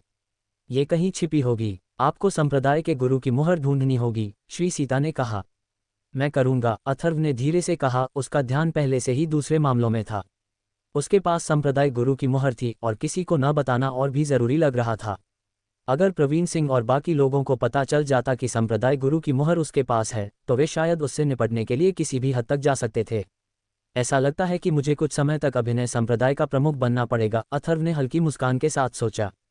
3 दिन बाद फेई लिंग पर्वत की परिधि के बाहर जहां तक नजर जाती थी एक घना जंगल फैला हुआ था जिसने पूरे आकाश को ढक रखा था। घने पत्तों के बीच से केवल हल्की रोशनी की किरणें ही अंदर आ रही थीं। इस समय सुबह का समय था। दूर तक जंगल हरा भरा और थोड़ा उदास लग रहा था, जिसके भीतर असीम अंधकार छिपा हुआ प्रतीत हो रहा था। रात भर आराम करने के बाद पत्ते ओस की बूंदों से ढक गए, जो एक एक करके नीचे लुढ़क कर प्लॉप प्लॉप की आवाज कर रहे थे। ... वह इस युवक पर रक्त पिपासा की एक हल्की सी आभा महसूस कर सकता था और उसकी तारे जैसी आंखें गहनता से भरी हुई थीं। इससे भी अधिक विचित्र बात यह थी कि एक छोटा पीला सांप उस युवक के कंधे पर लिपटा हुआ था। उसका छोटा सा सिर उठा हुआ था और वह लगातार इधर उधर देख रहा था। ये व्यक्ति अथर्व था। सुबह सुबह उड़नशील आत्मा संप्रदाय को छोड़कर अथर्व ने पास के एक बड़े शहर में जाकर ये देखने की योजना बनाई कि क्या वहाँ कोई राक्षसी जानवर बिक्री के लिए उपलब्ध है, ताकि यह परख सके कि क्या उसकी रक्तात्मा मुहर वास्तव में सफलतापूर्वक विकसित हुई है, क्योंकि यह उसके लिए बेहद महत्वपूर्ण था। स्वर्गीय तारानगर अथर्व के लिए आसपास का सबसे बड़ा शहर था, जो उड़ती आत्मा संप्रदाय से लगभग 3 दिन की यात्रा पर था। अगर वह तेजी से साइकिल चलाता तो 1 दिन में पहुंच सकता था। हेवनली स्टार टाउन में राक्षस जानवर बेचे जाते थे, जिन्हें मिस्टी माउंटेन रेंज के भाड़े के सैनिकों ने पकड़ लिया था। बेशक कीमत कम नहीं थी।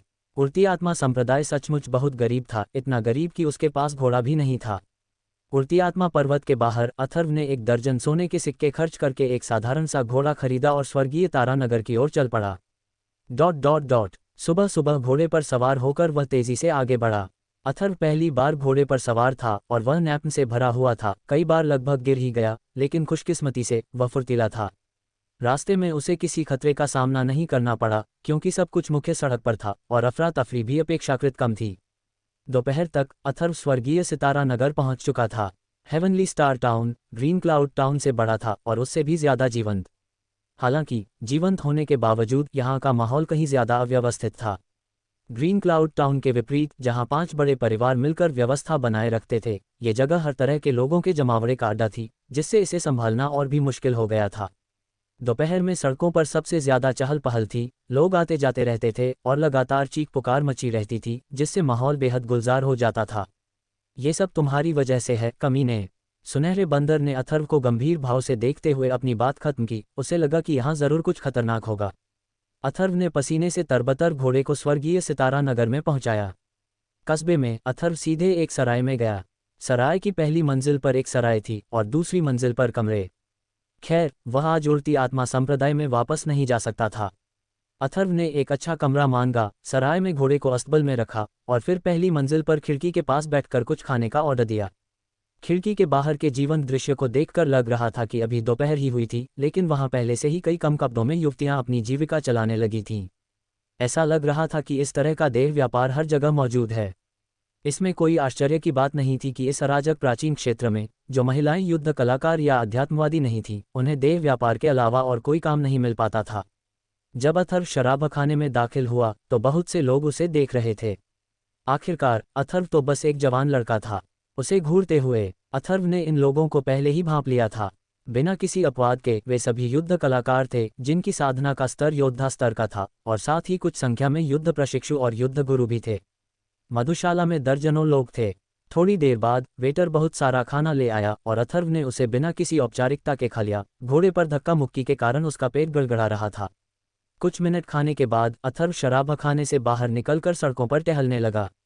भीड़ भाड़ वाली भीड़ में भारी मेकअप, खुले कपड़े पहने, कंधे और क्लीवेज दिखाते कई युवतियों ने अचानक अथर्व को घेर लिया। छोटे भाई, आओ और हम बहनों के साथ खेलो, ये केवल आधा सोने का सिक्का है। अगर तुम चाहो तो हम दोनों साथ चल सकते हैं, सिर्फ एक सोने का सिक्का, हम तुम्हें ऐसा महसूस करा देंगे जैसे तुम स्वर्ग में हो। कई युवतियों द्वारा खींचतान और खींचने के बीच उनकी उजागर हुई क्लीवेज लगातार अथर्व के शरीर से रगड़ खा रही थी, जिससे अथर्व के रोंटे लगभग जमीन पर गिर रहे थे। सभी को क्षमा करें, मैं बाद में आऊँगा, मैं बाद में आऊँगा। अथर्व घबराहट में भाग गया। उसका पहला समय इन महिलाओं को नहीं दिया जाना चाहिए। बेकार सा भूत। कई खुले बदन वाली औरतें अथर्व को घूर रही थीं, लेकिन इसी दौरान कई मर्दों ने इन युवतियों को घेर लिया। हर एक ने एक खुले बदन वाली औरत को गले लगा लिया और उनके खुरदुरे हाथ सीधे और हिंसक तरीके से औरतों की छातियों पर रगड़ रहे थे, जिससे उनकी क्लीवेज बिगड़ रही थी। मोहक विषा, उस छोटे से बदमाश को समझ नहीं आ रहा है। बड़े लोगों को तुम्हें लाड़ प्यार करने दो। अगर तुम बड़े लोगों की आराम से सेवा करोगी तो तुम्हें इनाम मिलेगा। बड़ा भाई सबसे अच्छा है। कई खुली आंखों वाली औरतें अपने बड़े बड़े नितंबों को मटकाती हुई, खिलखिलाती हुई मुस्कुरा रही थीं और तरह तरह के कामुक हाव भावों के साथ बड़े आदमियों को अपने पास की एक धुंधली गली में ले जा रही थीं। अथर्व रुकने से पहले ही बहुत दूर भाग गया, लगभग अपना दिमाग खो बैठा। उसे अपना कौमार्य अच्छी तरह से बनाए रखना था। अरे, क्या तुम पहली बार हेवनली स्टार टाउन आए हो? क्या तुम्हें किसी मदद की ज़रूरत है? बस मुझे ढूंढना और काम पूरा होने पर मुझे कुछ टिप देना। तभी एक छोटा, दुबला पतला और चतुराई से चमकती दो छोटी आंखों वाला एक युवक अचानक अथर्व के पास आया और बोला। अथर्व ने उस युवक को देखा, जो आधा पुराना लंबा गाउन पहने हुए था, लगभग 17 या 18 साल का था, लेकिन चोर जैसी आंखें सारांश से थोड़ी मिलती जुलती थीं। वयस्क, मेरा नाम सनी है। मैं कोई बुरा इंसान नहीं हूँ, न ही कोई डाकू। मैं तो बस एक स्थानीय सांप हूँ और स्वर्गीय तारानगर में सब कुछ जानता हूँ। अगर आपको स्वर्गीय तारानगर में पहली बार कुछ करना है तो आप मुझसे पूछ सकते हैं। मैं तो बस रोजी रोटी कमा रहा हूँ, आप मुझ पर पूरा भरोसा कर सकते हैं। युवक ने अपनी पतली छाती थपथपाते हुए कहा। सनी, तुम्हारा नाम बहुत खास है। अथर्व ने उस युवक की ओर देखते हुए हल्के से कहा, जिसके पास केवल एक मार्शल प्रशिक्षु जितनी ही ताकत थी। ये नाम मेरे माता पिता ने रखा है, मैं इसमें कुछ नहीं कर सकती। सनी मुस्कुराई, फिर बोली, वयस्क, तुम्हें तो पहली बार स्वर्गीय तारानगर में होना चाहिए था, है ना? मैंने अभी तुम्हें उन वेश्याओं से डरकर भागते हुए देखा है और मैं समझ सकती हूँ। अगर तुम्हें मेरी मदद चाहिए तो कह देना। वेश्याओं से क्या डर लगता है? अथर्व ने सनी को घूरते हुए कहा, इसे कहते हैं साफ सुथरा और आत्मप्रेमी होना, समझे? क्या यहाँ राक्षस जानवर खरीदने की कोई जगह है? मुझे वहाँ ले चलो, अगर मैं संतुष्ट हो गया तो मैं तुम्हें इनाम दूंगा। अथर्व ने कहा, ऐसी जगह पर कुछ स्थानीय सांपों को मदद के लिए ढूंढने से वाकई बहुत समय बच जाएगा। राक्षस जानवरों को बेचने की जगह, बड़े, तुम्हें सही व्यक्ति मिल गया है। मैं और कुछ कहने की हिम्मत नहीं कर सकता, लेकिन हेवनली स्टार टाउन के भूमिगत बाजार का एक छोटा सा मैनेजर मेरी माँ की सहेली के बेटे का चचेरा भाई है। हम साथ खेलते हुए बड़े हुए हैं। अगर तुम्हें कोई राक्षस जानवर पसंद है तो मैं तुम्हें छूट दे सकता हूँ। सनी की आंखें तुरंत चमक उठी और उसने अथर्व को आगे बढ़ाया। अथर्व थोड़ा मुस्कुराया। ये युवक शेखी बघारने में काफी अच्छा था। सनी का पीछा करते हुए अथर्व कई गलियों से गुजरा और फिर एक गली के अंत से एक भूमिगत मार्ग में प्रवेश किया। सनी के अनुसार पूरे स्वर्गीय तारानगर में सबसे जीवंत जगह सड़कें नहीं, बल्कि यह भूमिगत बाजार था। ये भूमिगत बाजार सबसे जीवंत जगह थी और आसपास की कुछ बड़ी जगहों पर भी कई धनी व्यापारी और युवा स्वामी इस भूमिगत बाजार में आते थे, क्योंकि इस भूमिगत बाजार में हर तरह की चीज़ें खुलेआम और गुप्त रूप से बिकती थीं। राक्षसी जानवर, गोलियां, युद्ध कलाएं, औषधीय सामग्री, सब कुछ उपलब्ध था।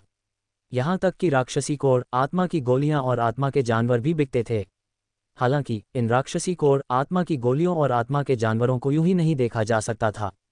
पर्याप्त ताकत के बिना भूमिगत बाजार आपको जाने नहीं देता था। इन चीज़ों को बाहर से देखना बेहद मुश्किल था। इसके अलावा इस भूमिगत बाजार में दास व्यापार भी होता था। सबको ये बात बहुत रोमांचित करती थी कि यहाँ अक्सर कुछ नग्न दासियाँ बिक्री के लिए होती थीं। अगर आप भाग्यशाली होते तो आपको एक बहुत ही सुंदर और आकर्षक शरीर वाली दासी भी मिल जाती थी। इसलिए बहुत से लोग जब कुछ काम नहीं होता था तो इस भूमिगत बाजार में घूमने आते थे। अथर्व सनी के पीछे पीछे भूमिगत बाजार की ओर बढ़ते हुए आह भरने से खुद को नहीं रोक पाया। ये भूमिगत बाजार सचमुच एक भूमिगत दुनिया थी जिसका क्षेत्रफल हजारों वर्ग मीटर था। उसे नहीं पता था कि इसकी खुदाई कैसे की गई थी। वहाँ लोगों की भीड़ थी, लेकिन लोगों का आना जाना सुचारू था और हवा की सुविधा भी बेहतरीन थी। भूमिगत बाजार में सचमुच भूमिगत माहौल था। अंदर की चीखें लगभग बहरा कर देने वाली थीं। इस समय भूमिगत बाजार अनगिनत वस्तुओं, गोलियों, औषधियों, हथियारों वगैरह से भरा हुआ था। कैसा है, जीवंत है ना? सनी ने अथर्व से जोर से कहा। यहाँ जब तक जोर से नहीं बोलोगे सुन नहीं पाओगे। मुझे राक्षस जानवरों से मिलवाने ले चलो, अथर्व ने कहा। अब उसके पास गोलियों और औषधियों की कमी नहीं थी। इस बार उसका लक्ष्य सिर्फ राक्षस जानवर थे। कोई बात नहीं, मेरे साथ आओ, सनी ने कहा। इस जीवंत भूमिगत बाजार में घूमते हुए अथर्व को कई अध्यात्मवादियों की आभा भी महसूस हुई। आज ही आए दास, स्वस्थ और युवा पुरुषों को 5 स्वर्ण सिक्कों से और महिलाओं को 8 स्वर्ण सिक्कों से शुरुआत करनी पड़ती है। यहाँ कुछ जवान दासियाँ भी हैं, देखो उनके स्तन कितने सुडौल हैं और उनके नितंब कितने सुडौल और मजबूत हैं। इन चंद दासियों की कीमत 15 स्वर्ण मुद्राओं से शुरू होती है। एक पत्थर के चबूतरे पर एक अधेड़ उम्र का आदमी, जो किसी भूमिगत बाजार के मजदूर जैसा लग रहा था, अपने खुरदुरे हाथों से पत्थर के चबूतरे की रेलिंग पर लटकी कई नंगी युवतियों के स्तनों और नितंबों को दबा रहा था। जोर से चिल्लाया। उसकी नज़र में ये लोग बिल्कुल जानवरों जैसे थे, जिनमें जरा भी दया नहीं थी। अथर्व ने मन ही मन हल्की सी आह भरी। दुनिया ऐसी ही थी, बिना ताकत के तुम कुछ भी नहीं थे। इस दुनिया में सब कुछ ताकत पर टिका है। स्टॉप्ड। भूमिगत बाजार के केंद्रीय क्षेत्र में 1000 मीटर से अधिक चौड़े विशाल पत्थर के मंच पर अथर्व ने सनी का अनुसरण किया।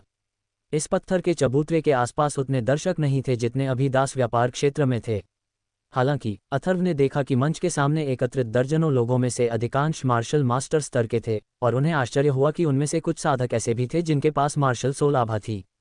यद्यपि इन शक्तिशाली शक्तियों ने अपनी आभा को छुपा लिया था, फिर भी अथर्व उन्हें स्पष्ट रूप से महसूस कर सकता था। इस समय पत्थर के चबूतरे पर 1 दर्जन से अधिक राक्षसी जानवर थे, जिनमें से प्रत्येक एक बड़े लोहे के पिंजरे में कैद था। ऊपर देखने पर वहां पृथ्वी के हाउलिंग भेड़िए, भालू भेड़िए और अन्य राक्षसी जानवर दिखाई दिए। कभी कभी राक्षसी जानवर के मुंह से एक बड़ी दहाड़ निकलती और तुरंत ही एक मध्यम आयु वर्ग के आदमी के तेज कोड़े की फटकार सुनाई देती। द्वितीय श्रेणी का मध्य स्तर का भालू भेड़िया, जिसकी शुरुआती बोली 3000 स्वर्ण सिक्के है। ऊपर वाले बड़े आदमी ने आवाज लगाए। द्वितीय श्रेणी के राक्षसी जानवर द्वितीय श्रेणी की औषधीय गोलियों की तुलना में बहुत अधिक महंगे थे। गोलियां एक बार इस्तेमाल करके खत्म हो जाती थीं, जबकि राक्षसी जानवर आपके साथ रह सकते थे। यदि आप भाग्यशाली रहे और राक्षसी जानवर आपके भीतर से निकल आया तो उसे बेचने पर आपको कई गुना अधिक कीमत मिलेगी। वे सभी दूसरे दर्जे के राक्षसी जानवर हैं। अथर्व ने मंच पर राक्षसी जानवरों की जांच की। एक प्रारंभिक तृतीय श्रेणी के जानवर को छोड़कर बाकी सभी द्वितीय श्रेणी के थे और कुछ तो प्रथम श्रेणी के भी थे। यद्यपि अथर्व का लक्ष्य भी एक द्वितीय श्रेणी का राक्षसी जानवर था, वह एक द्वितीय श्रेणी का उड़ने वाला राक्षसी जानवर ढूंढना चाहता था, अधिमानतः एक अच्छा वंश वाला, जो भविष्य में फिर से टूट सकता था। यदि उसके पास उड़ने वाला राक्षसी जानवर होता तो वह मिस्ट सिटी तक जा सकता था। अथर्व को यकीन नहीं था कि वह आसानी से एक उपयुक्त राक्षसी जानवर खरीद पाएगा। उसे बहुत अधिक शक्तिशाली व्यक्ति की आवश्यकता नहीं थी तथा वह बहुत कम वंश वाला व्यक्ति भी नहीं चाहता था। यह एक उड़ने वाला राक्षसी जानवर भी होना चाहिए।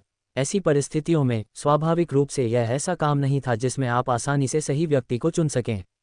उड़ने वाले राक्षसी जानवरों को पकड़ना स्वाभाविक रूप से कठिन था। उनमें उड़ने की क्षमता थी, इसलिए उन्हें मारना ज्यादा कठिन नहीं था, लेकिन उन्हें पकड़ना कहीं अधिक कठिन था।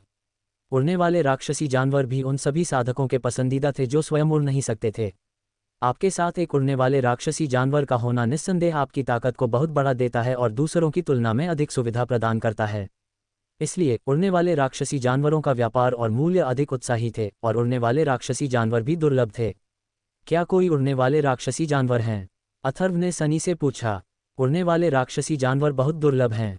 जब भी कोई आता है तो सबसे पहले यहाँ के वीआईपी ग्राहकों को सूचित किया जाता है। तो यहाँ साल में केवल कुछ ही उड़ने वाले राक्षसी जानवर खुलेआम बेचे जाते हैं, सनी ने अथर्व को जवाब दिया। मुझे कोई रास्ता सोचने में मदद करें। अथर्व ने 5 सोने के सिक्के निकाले और उन्हें सनी को देते हुए कहा, मुझे एक उड़ने वाले राक्षसी जानवर को खोजने में मदद करो और मैं तुम्हें अच्छा इनाम दूंगा। ठीक है, मैं अपनी माँ की सहेली के बेटे के चचेरे भाई से पूछूंगी कि क्या उसके पास कोई विचार है। आप किस प्रकार के उड़ने वाले राक्षसी जानवर की तलाश कर रहे हैं? सनी ने जल्दी से अथर्व के हाथ से सोने के सिक्के ले लिए। अथर्व ने कहा, कोई भी प्रकार चलेगा। सामान्यतः यदि कोई साधक किसी राक्षसी पशु को सवारी के रूप में ढूंढना चाहता है तो वह अपने ही तत्व वाले पशु की तलाश करता है। उदाहरण के लिए, एक अग्नि तत्व साधक को सवारी के रूप में आमतौर पर केवल अग्नि तत्व वाला राक्षसी पशु ही मिलेगा, और एक जल तत्व साधक को सवारी के रूप में केवल जल तत्व वाला राक्षसी पशु ही मिलेगा। जब साधक और राक्षसी पशु में एक ही तत्व होता है तो उसे नियंत्रित करना बहुत आसान होता है, और यह साधक की साधना और शक्ति को सूक्ष्म रूप से बढ़ा सकता है। यदि तत्व भिन्न होते तो यह अधिक कष्टकारी होता तथा साधक के लिए राक्षसी पशु को बलपूर्वक नियंत्रित करने के लिए एक आत्मा गुरु की आवश्यकता होती तथा इससे स्वयं साधक को भी काफी हानि होती। अथर्व को स्वाभाविक रूप से इस बारे में चिंता करने की आवश्यकता नहीं थी। वह एक सर्व तत्व साधक था, इसलिए किसी भी प्रकार का उड़ने वाला राक्षसी जानवर उसके लिए ठीक था। यदि उड़ने वाला राक्षसी जानवर वायु तत्व वाला होता तो यह और भी बेहतर होता, क्योंकि उसकी गति निस्संदेह अन्य तत्वों के राक्षसी जानवरों की तुलना में बहुत तेज होती। वायु तत्व वाले राक्षसी जानवरों में अपने तत्व के कारण गति के लिए एक स्वाभाविक प्रतिभा थी, जिससे वे स्वाभाविक रूप से तेज थे। ठीक है, कृपया एक क्षण प्रतीक्षा करें, मैं अभी तुम्हारे बारे में पूछने जाऊंगा। सनी जल्दी से भीड़ में गायब हो गया। अथर्व ने फिर चारों ओर देखा। इस भूमिगत बाजार का पैमाना सचमुच बहुत बड़ा था। संभवतः इसे किसी शक्तिशाली शक्ति का समर्थन प्राप्त था, अन्यथा इस प्राचीन क्षेत्र में ये संभवतः बहुत पहले ही नष्ट हो गया होता।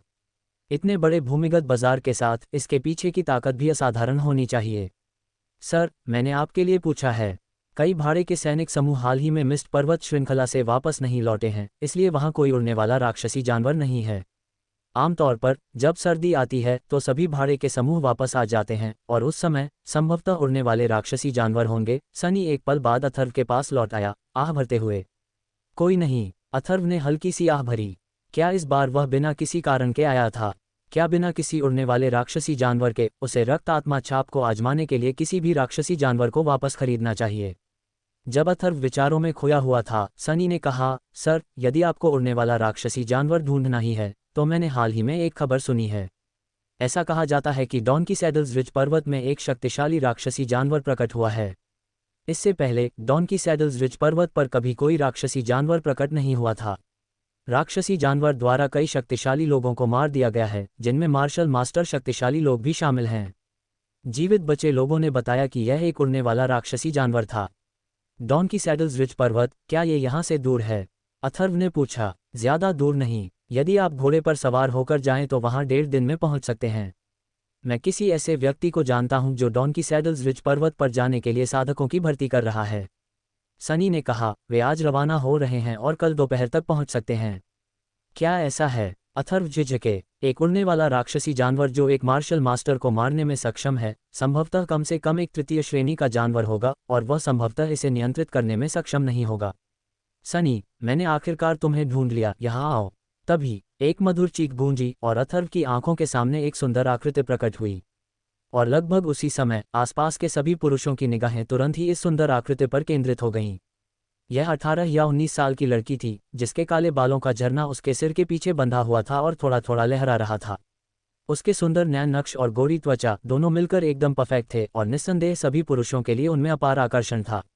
लड़की की पोशाक भी कुछ हद तक अतिरंजित थी। उसने ऊपर से एक चमड़े का कवच पहना हुआ था, जो संभवतः किसी राक्षसी जानवर की खाल से बना था। रंग के लिहाज से यह निश्चित रूप से सस्ता नहीं था। ये चमड़े का कवच बहुत मुलायम था, जिससे लड़की की छाती पर 2 उभरे हुए हिस्से दिखाई दे रहे थे, तथा उसकी पतली कमर पर कसकर लिपटा हुआ था। लड़की का निचला शरीर और भी अधिक उग्र था। उसने चमड़े के कवच सामग्री से बने चुस्त शॉर्ट्स पहने थे, लेकिन वे शॉर्ट्स थे जो केवल उसकी जांघों के बीच तक पहुंचते थे और उसके गोल, दृढ़ और उभरे हुए नितंबों को कसकर लपेटते थे। हालांकि चमड़े के शॉर्ट्स के नीचे उसने लेगिंग के समान लंबी रेशमी पैंट भी पहनी थी, जो उसके पूरे और पतले पैरों को ढक रही थी। उसकी कमर पर 2 सुंदर डिज़ाइन वाली आधे फुट की छोटी तलवारें लटकी हुई थीं। इस महिला को देखकर अथर्व का दिल भी थोड़ा हिल गया। उसने पुरुषों में अपराध करने की इच्छा जगा दी। किसकी जादूगरनी मुसीबत खड़ी करने के लिए बाहर भागी थी। वह वास्तव में एक स्पिरिट मास्टर है और स्पिरिट मास्टर स्तर पर। अथर्व ने लड़की से निकलने वाली आभा को महसूस किया और कुछ आश्चर्यचकित हुआ। लड़की का रूप तुरंत ही सभी पुरुषों का ध्यान आकर्षित करने लगा, यहाँ तक कि उनके आसपास की चीखें भी कुछ देर के लिए बंद हो गईं। सभी पुरुष उस लड़की को लाल आंखों से घूर रहे थे और चाह रहे थे कि वे उस पर झपट पड़ें और इस दुष्ट को जमीन पर गिरा दें। हालांकि इस समय जब सनी ने लड़की को देखा तो उसका चेहरा तुरंत नाटकीय रूप से बदल गया, मानो उसने कोई शैतान देख लिया हो, और उसका शरीर कांपने लगा। मिस लू, मैं बस आपको ढूंढने की योजना बना रहा था। जिस व्यक्ति को आपने मुझे ढूंढने के लिए कहा था वह मिल गया है। तुम दोनों बात करो, मैं पहले चलता हूँ। सनी ने लड़की की ओर इशारा करते हुए कहा, सर, जिस उड़ने वाले राक्षसी जानवर को आप चाहते हैं उसके लिए बस मिस लू को ढूंढिए।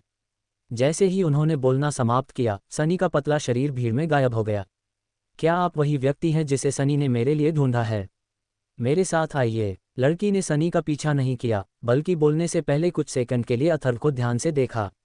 कौन सा व्यक्ति? अथर्व स्तब्ध था, पूरी तरह से भ्रमित था। उसे समझ नहीं आ रहा था कि क्या हो रहा है। तुम क्या बड़बड़ा रहे हो? पहले मेरे साथ आओ। लड़की ने अथर्व को घूरा, फिर सीधे उसका हाथ पकड़ा और बाहर चली गई। तुरंत ही आसपास के सैकड़ों पुरुषों की जलती हुई निगाहें अथर्व के प्रति ईर्ष्या, जलन और घृणा में बदल गईं। इस महिला के छोटे से हाथ से पकड़े जाने की इच्छा उन सभी को थी। अरे मैडम, आप मुझे कहाँ ले जा रही हैं? अथर्व को लड़की ने अपनी ओर खींच लिया और तुरंत पूछा। लड़की का छोटा सा हाथ काफी मुलायम था। मेरा नाम नैना सेन है, अब से आप मुझे नैना कह सकते हैं। हमें जल्दी करनी होगी, अन्यथा हम सफल नहीं हो पाएंगे। लड़की ने अथर्व को खींच लिया और सीधे भूमिगत बाजार से बाहर चली गई। भूमिगत बाजार के बाहर एक अति सुंदर 4 पहियों वाली गाड़ी खड़ी थी, जो देखने में ऐसी लग रही थी जैसे वह बेहतरीन सामग्री से बनी हो। गाड़ी के शरीर पर उत्कृष्ट नक्काशीदार पैटर्न थे। मिस, क्या आप पहले मुझे सब कुछ स्पष्ट रूप से समझा सकती हैं? अथर्व ने फिर पूछा। समय नहीं है, पहले गाड़ी में बैठो। लड़की ने अथर्व को पूरी तरह से नज़रअंदाज कर दिया, उसका हाथ खींच लिया और गाड़ी के डिब्बे में चढ़ गई। जाना। जैसे ही वे गाड़ी में बैठे, अथर्व के बैठने से पहले ही गाड़ी आगे बढ़ने लगी। अरे मिस, अगर आप स्पष्ट रूप से नहीं समझाएंगी तो मैं पहले गाड़ी से उतर जाऊंगा, अथर्व ने कहा। यह स्थिति सचमुच अजीब थी। उसे बिना किसी कारण के एक गाड़ी पर खींच लिया गया, और वह भी एक खूबसूरत लड़की द्वारा। अथर्व अब विशेष रूप से सुंदर महिलाओं से सावधान रहने लगा था। क्या सनी ने तुम्हें स्पष्ट रूप से नहीं बताया? उसने तुम्हें मेरे साथ डॉन्की सैडल्स रिज पर्वत पर जाने के लिए ढूंढा। हम एक राक्षसी जानवर को पकड़ने जा रहे हैं। लड़की ने एक सांस ली और गाड़ी के डिब्बे में बैठ गई। उसके शरीर से एक हल्की सी सुगंध निकली, जिसने तुरंत ही गाड़ी के पूरे 2 मीटर के स्थान को इस सुगंध से भर दिया। स्टॉप्ड। क्या? मैं इससे सहमत नहीं था, अथर्व ने तुरंत कहा, अपने दिल में यह समझते हुए कि वह सनी द्वारा बेचा गया था। क्या तुम मुझे धोखा देने की कोशिश कर रहे हो? तुमने अभी क्यों नहीं बताया? क्या तुम शिकायत कर रहे हो कि पर्याप्त सोने के सिक्के नहीं हैं? अच्छा, 5000 सोने के सिक्कों के अलावा मैं तुम्हें राक्षसी जानवर को पकड़ने में मेरी मदद करने के बाद 5000 सोने के सिक्के और दूंगा, तेजस्वी और आकर्षक नैना ने कहा। 5000 सोने के सिक्के? मुझे तुमसे 5000 सोने के सिक्के कब मिले? अथर्व हैरान रह गया। ऐसा लग रहा था कि इस नैना को भी सनी ने बेच दिया था। कोई आश्चर्य नहीं कि सनी ने उनका परिचय कराया और उन्हें डॉन्की सैडल्स रिज पर्वत पर जाने के लिए कहा। पता चला कि वह नैना के लिए कार्य पूरा करने हेतु उसका उपयोग करना चाहता था। असंभव। मैंने उसे स्पष्ट रूप से 5000 सोने के सिक्के दिए थे ताकि वह मुझे एक मार्शल सोल स्टेज मार्शल कलाकार ढूंढ सके जो मेरे साथ डॉन्की सैडल्स रिज पर्वत पर एक राक्षसी जानवर को खोजने के लिए जाए, नैना ने ऊंची आवाज में कहा। आपको उसके द्वारा धोखा दिया गया था। अथर्व ने नैना को सहानुभूति के साथ देखा, फिर कहा, मिस, मैं उतर रहा हूँ। मैं मार्शल सोल विशेषज्ञ भी नहीं हूँ। धिक्कार है सनी पर। जब मैं उसे ढूंढ लूंगा तो उसे इसकी सजा दूंगा। नैना तुरंत गुस्से से भड़क उठी, फिर अथर्व को घूरते हुए बोली, मुझे परवाह नहीं है। हो सकता है कि आप और सनी मुझे धोखा देने के लिए मिले हुए हों। तुम्हें अभी मेरे साथ डॉन्की सैडल्स रिज पर्वत पर चलना होगा। मिस लू, क्या आप समझदार हो सकती हैं? मैं भी एक पीड़ित हूँ, अथर्व ने नैना को घूरते हुए कहा। सुंदर महिलाएं या तो दुष्ट होती थीं या फिर अनुचित। मुझे तुम पर विश्वास नहीं है। खैर, तुम्हें मेरे साथ डॉन की सैडल्स रिज पर्वत तक चलना होगा। जब हम राक्षसी जानवर को ढूंढ लेंगे तो मैं तुम्हें 10,000 सोने के सिक्के दूंगा। अगर नहीं तो मैं तुम्हें अभी मार डालूंगा, नैना ने अथर्व को घूरते हुए कहा। उसके चारों ओर आध्यात्मिक ऊर्जा का संचार हो गया और एक अदृश्य श्वेत आभा ने गाड़ी के डिब्बे को घेर लिया। वह एक तृतीय श्रेणी की आत्मा गुरु है। नैना की ताकत को महसूस करते हुए अथर्व फिर से आश्चर्यचकित हो गई। ये युवा लड़की केवल 18 या 19 वर्ष की दिखती थी, लेकिन वह पहले से ही एक तृतीय श्रेणी की आत्मा गुरु थी। उसकी प्रतिभा वसंत टाउन के जावेरी परिवार के सिराज से कहीं अधिक मजबूत थी। उसे आश्चर्य हुआ कि उसकी पृष्ठभूमि क्या थी। ठीक है, मैं चलता हूँ। हालांकि मैं जानना चाहता हूँ कि आप उस राक्षसी जानवर के बारे में कितना जानते हैं। अथर्व ने एक पल सोचा। वह निश्चित रूप से कह सकता था कि यह एक युवा लड़की थी जिसने दुनिया का ज्यादा अनुभव नहीं किया था। तीसरे स्तर के आत्मा गुरु की साधना शक्ति के साथ उसका बाहरी अनुभव 10 साल के बच्चे जितना भी अच्छा नहीं था। वास्तव में यह एक राक्षसी जानवर और एक आत्मिक जानवर है। राक्षसी जानवर को स्काई विंग स्नो लान कहा जाता है और आत्मिक जानवर को सिल्वर स्पिरिट इल्यूजन माउस कहा जाता है। मेरे पिता ने उन्हें मुझे दिया। मैं उन दोनों को अपने संरक्षक राक्षसी जानवर बनाने के लिए नियंत्रित करने की योजना बना रहा था, लेकिन कौन जानता था कि वे भाग जाएंगे। अगर मेरे पिता को पता चल गया तो वे निश्चित रूप से क्रोधित होंगे। 2 साल तक जेल में बंद रहना हल्का अपराध माना जाएगा, इसलिए मुझे उन्हें ढूंढना होगा। क्या आकाश पंख वाला हिम सिंह और रजत आत्मा वाला मायावी चूहा? अथर्व स्तब्ध रह गया। उसका हमेशा शांत रहने वाला चेहरा काफी बदल गया। आकाश पंख वाला हिम सिंह कोई साधारण राक्षसी जानवर नहीं था। यदि रैंक किया जाए तो मिस्ट कैपिटल माउंटेन रेंज में उसका सामना जिस 9 सिर वाले राक्षसी बार ड्रैगन से हुआ था, उसका वंश उच्च था, लेकिन स्काई विंग स्नो लान की तुलना में ये बहुत ही निम्न था। ऐसा कहा जाता था कि सबसे शक्तिशाली 9 सिर वाला राक्षसी बार ड्रैगन 7वें स्तर तक बढ़ सकता है, जबकि स्काई विंग स्नो लान की किंवदंती ये थी कि एक भयानक 8वां स्तर बहुत पहले प्रकट हुआ था। वहीं आकाशपंख हिम सिंह वायु तत्व से उड़ने वाले राक्षसी जानवरों के बीच अपनी गति के लिए जाना जाता था और इसकी आक्रमण शक्ति भी अत्यंत प्रबल थी। इस प्रकार का राक्षसी पशु एक संरक्षक राक्षसी पशु और सवारी के रूप में ऐसा कुछ था जिसका सपना हर कोई देखता था। और आत्मा जानवरों में से सिल्वर स्पिरिट इल्यूजन माउस का भी एक बहुत मजबूत रक्तवंश था। आत्मिक जानवरों के बीच इसका रक्त स्तर स्काई विंग स्नो लान से ज्यादा कम नहीं था और यह शक्तिशाली और अप्रत्याशित भी था। अथर्व ने फिर से युवा लड़की को आश्चर्य से देखा। इस लड़की की पृष्ठभूमि क्या थी जिसने स्काई विंग स्नो लान और सिल्वर स्पिरिट इल्यूजन माउस जैसे राक्षसी जानवरों और आत्मिक जानवरों को अपने वश में कर लिया था? आप एक आत्मा साधक हैं। क्या ये बेहतर नहीं होगा कि आप अपने संरक्षक जानवर के रूप में किसी आत्मिक जानवर का उपयोग करें? राक्षसी जानवर बहुत उपयुक्त नहीं है ना? अथर्व ने धीरे से कहा। मेरे पिता ने भी यही कहा था, लेकिन मुझे स्काई विंग स्नो लान पसंद है। यह अधिक प्यारा है। मैं उन दोनों को एक ही समय में नियंत्रित करना चाहता था, लेकिन मुझे उम्मीद नहीं थी कि वे एक साथ भाग जाएंगे, नैना ने कहा। उनकी ताकत किस स्तर पर है? अथर्व ने पूछा। अथर्व इस समय इसी बात को लेकर सबसे अधिक चिंतित थी। उसी समय अथर्व के मन में एक दुष्ट विचार उभरा। स्काई विंग स्नो लान द्वितीय श्रेणी के अंतिम स्तर पर है तथा सिल्वर स्पिरिट इल्यूजन माउस द्वितीय श्रेणी के मध्य में है। उनकी ताकत बहुत मजबूत है। मैं उन्हें अकेले नहीं संभाल सकता, इसीलिए मुझे मदद के लिए एक मार्शल सोल स्टेज मार्शल कलाकार की जरूरत थी, नैना ने कहा। लेकिन मैं अभी केवल मार्शल सोल्जर स्तर पर हूँ, अथर्व ने कहा। उसके मन में पहले से ही कुछ योजनाएं थीं। हम केवल एक प्रयास ही कर सकते हैं।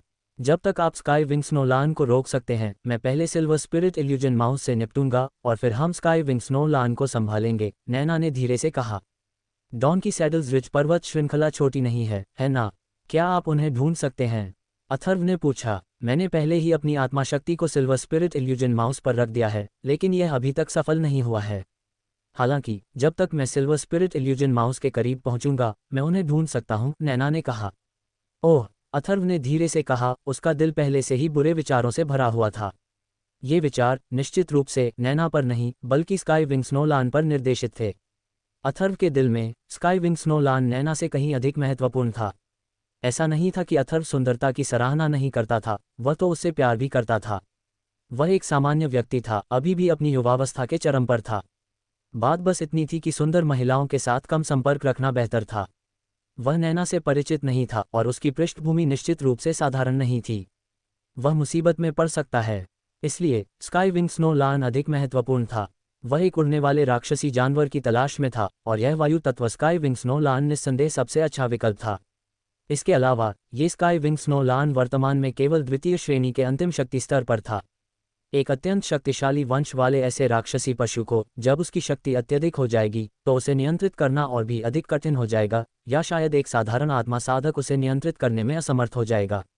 आकाश धीरे धीरे काला हो गया। गाड़ी के सामने कुछ चमकीले लैंप जलाए गए थे जो घोड़ों के लिए यात्रा जारी रखने के लिए पर्याप्त थे। गाड़ी का डिब्बा भी अत्यंत आरामदायक था, केवल थोड़ी सी उबड़ खाबड़ सी अनुभूति थी। हालांकि डिब्बे के अंदर का क्षेत्र थोड़ा छोटा था, जिसमें सीटों की केवल एक पंक्ति थी। अथर्व और नैना एक साथ बैठे थे, लगभग एक दूसरे से सटे हुए। जैसे ही गाड़ी टकराई, वे दोनों धीरे धीरे और लगातार एक दूसरे से रगड़ खाते रहे। अथर्व का दिल मूल रूप से शुद्ध था, लेकिन इतने करीब होने और नैना पर एक युवा लड़की की हल्की खुशबू को सूंघने के कारण नैना के उग्र वक्र और उसकी छाती पर 2 टीलों द्वारा निचोड़ी गई गहरी दरार के साथ अथर्व इस समय उसके बगल में बैठी हुई लगभग सब कुछ देख सकती थी। इस स्थिति में अथर्व का निचला पेट तुरंत अवज्ञाकारी हो गया। तुम मुझे किस लिए देख रहे हो? मैंने सुना है कि जब कोई पुरुष किसी महिला को घूरता है तो वह विकृत व्यक्ति होता है। क्या तुम विकृत हो? तभी नैना ने अथर्व को देखा। उसकी आंखें थोड़ी खुली हुई थीं, उसकी लंबी पलकें उसकी निगाहों के नीचे फड़फड़ा रही थीं। वह पुरुषों और महिलाओं के बीच के मामलों से पूरी तरह अनभिज्ञ लग रही थी। किसने कहा तुमसे ये? जब कोई पुरुष किसी महिला को देखता है तो क्या वह विकृत है? पुरुषों के अलावा इस दुनिया में केवल महिलाएं ही हैं। क्या इसका मतलब यह है कि सभी पुरुष महिलाओं को नहीं देख सकते? अथर्व ने धीरे से कहा। मन ही मन सोच रहा था, क्या यह महिला वास्तव में एक खाली स्लेट है या वह दिखावा कर रही है? मुझे फिर से किसी औरत के हाथों में नहीं पड़ना चाहिए। आपने जो कहा वह भी सच है, लेकिन जब आप मेरी ओर देखते हैं तो आपकी आंखों में जो भाव होता है वह थोड़ा अजीब होता है, नैना ने धीरे से कहा। शायद क्योंकि वह कुछ देर से बैठी थी, उसकी पीठ और कमर में थोड़ा दर्द हो रहा था, और उसने जो चमड़े का कवच पहना हुआ था वह उसके ऊपरी शरीर पर थोड़ा तंग लग रहा था, इसलिए उसने अपने शरीर को थोड़ा मोड़ना शुरू कर दिया। इस समय आपके बगल में बैठा कोई भी आदमी, विशेष रूप से रात के अंधेरे में, थोड़ा अजीब महसूस करेगा, अथर्व ने अपने दिल में बुदबुदाया। स्वाभाविक रूप से इसे जोर से कहने की हिम्मत नहीं हुई, और अगले दृश्य में अथर्व लगभग गिर पड़ी। उसने देखा कि यह नैना वास्तव में उसके सामने झुक रही थी और सीधी हो रही थी। ऐसा करना तो ठीक था, लेकिन समस्या ये थी कि जैसे ही वह इस तरह मुड़ी, नैना के ऊपरी शरीर के उत्तम वक्र तुरंत पूरी तरह से प्रकट हो गए। जब नैना नीचे झुका तो चमड़े के कवच के अंदर देखने के लिए अथर्व को केवल अपना सिर थोड़ा नीचे करना पड़ा। नैना ने केवल एक पतली सी ब्रा पहनी हुई थी जो उसके स्तनों के आधे हिस्से को ही ढक रही थी। उसकी गोल ऊंची छाती गर्व से उभरी हुई थी जो प्रत्येक मोड़ के साथ ऊपर नीचे हिल रही थी। अरे, अपराध करने का बहुत मन करता है। अथर्व की नाक से खून बहने लगा और उसने जल्दी से अपनी नज़रें दूसरी ओर घुमा लीं, लेकिन वह कुछ नज़रें चुराने से खुद को नहीं रोक सका। मेरे पैरों में बहुत दर्द हो रहा है। नैना ने इस समय अथर्व के बदलाव पर ध्यान नहीं दिया। फिर उसने अपनी लंबी, कसकर लिपटी हुई टांगें गाड़ी के डिब्बे में फैला दीं। उसकी जांघों का आधा हिस्सा केवल एक पतली परत वाली रेशमी पैंट से ढका हुआ था जो मोजे के प्रलोभन की तरह थी। ये खूबसूरत पैर अथर्व की नाक के ठीक नीचे थे, लगातार एक दूसरे को पार करते और खींचते हुए। नैना के मांसल नितंब लगातार अथर्व से रगड़ खा रहे थे और गाड़ी की टक्कर से अथर्व को लगा कि उसका सिर खून से भर गया है और उसके नथुनों से खून बहने वाला है। धिक्कार है, इतना मोहक मत बनो, अथर्व ने अपने दिल में शाप दिया, खुद को अपनी आंखें बंद करने और अपने विचारों को इकट्ठा करने के लिए मजबूर किया, जिससे धीरे धीरे उसे थोड़ा बेहतर महसूस हुआ। समय धीरे धीरे बीतता गया। गाड़ी तेजी से आगे बढ़ रही थी। रात बहुत गहरी हो चुकी थी। स्याह आसमान में आधा चांद तिरछा लटका हुआ था और तारे टिमटिमा रहे थे। कभी कभी रात के आकाश में शीतलता का आभास देने वाला उल्कापिंड दिखाई देता था। रात की हवा चल रही थी जिसमें हल्की सी कोमलता थी। गाड़ी से टकराकर हल्की सी आवाज हो रही थी। जमीन पर कम चमकीली चांदनी चमक रही थी और मुख्य सड़क पर एक गाड़ी तेजी से गुजर रही थी। गाड़ी के डिब्बे के अंदर अथर्व और नैना ने बात नहीं की थी। इसके बजाय नैना जिज्ञासा से अथर्व को देख रही थी और बहुत हैरान दिख रही थी। जैसे ही आकाश धीरे धीरे उज्जवल हुआ, अथर्व ने अपनी आंखें खोलीं, अपने बगल में नैना को देखा और पूछा, तुम पूरी रात मुझे क्यों घूर रहे थे? मुझे लगता है कि तुम बहुत अजीब हो। जब से मैं बाहर आई हूँ सभी पुरुष मुझे घूरते रहते हैं, केवल तुम ही मेरी ओर नहीं देखते। क्या ऐसा इसलिए है क्योंकि मैं पर्याप्त सुंदर नहीं हूँ? नैना ने पूछा। बिल्कुल नहीं, ऐसा इसलिए है क्योंकि आप बहुत सुंदर हैं। मुझे डर है कि अगर मैं तुम्हें बहुत देर तक देखता रहा तो मैं खुद को नियंत्रित नहीं कर पाऊंगा, अथर्व ने नैना की ओर देखते हुए कहा। मुझे लगता है तुम बहुत अजीब हो। मेरे बाहर आने के बाद सभी मर्द मुझे घूर रहे थे, लेकिन तुम ही हो जो मेरी तरफ नहीं देखती। क्या इसलिए कि मैं ज्यादा सुंदर नहीं हूँ? नैना सेन ने पूछा। बिल्कुल नहीं, ऐसा इसलिए है क्योंकि तुम बहुत खूबसूरत हो।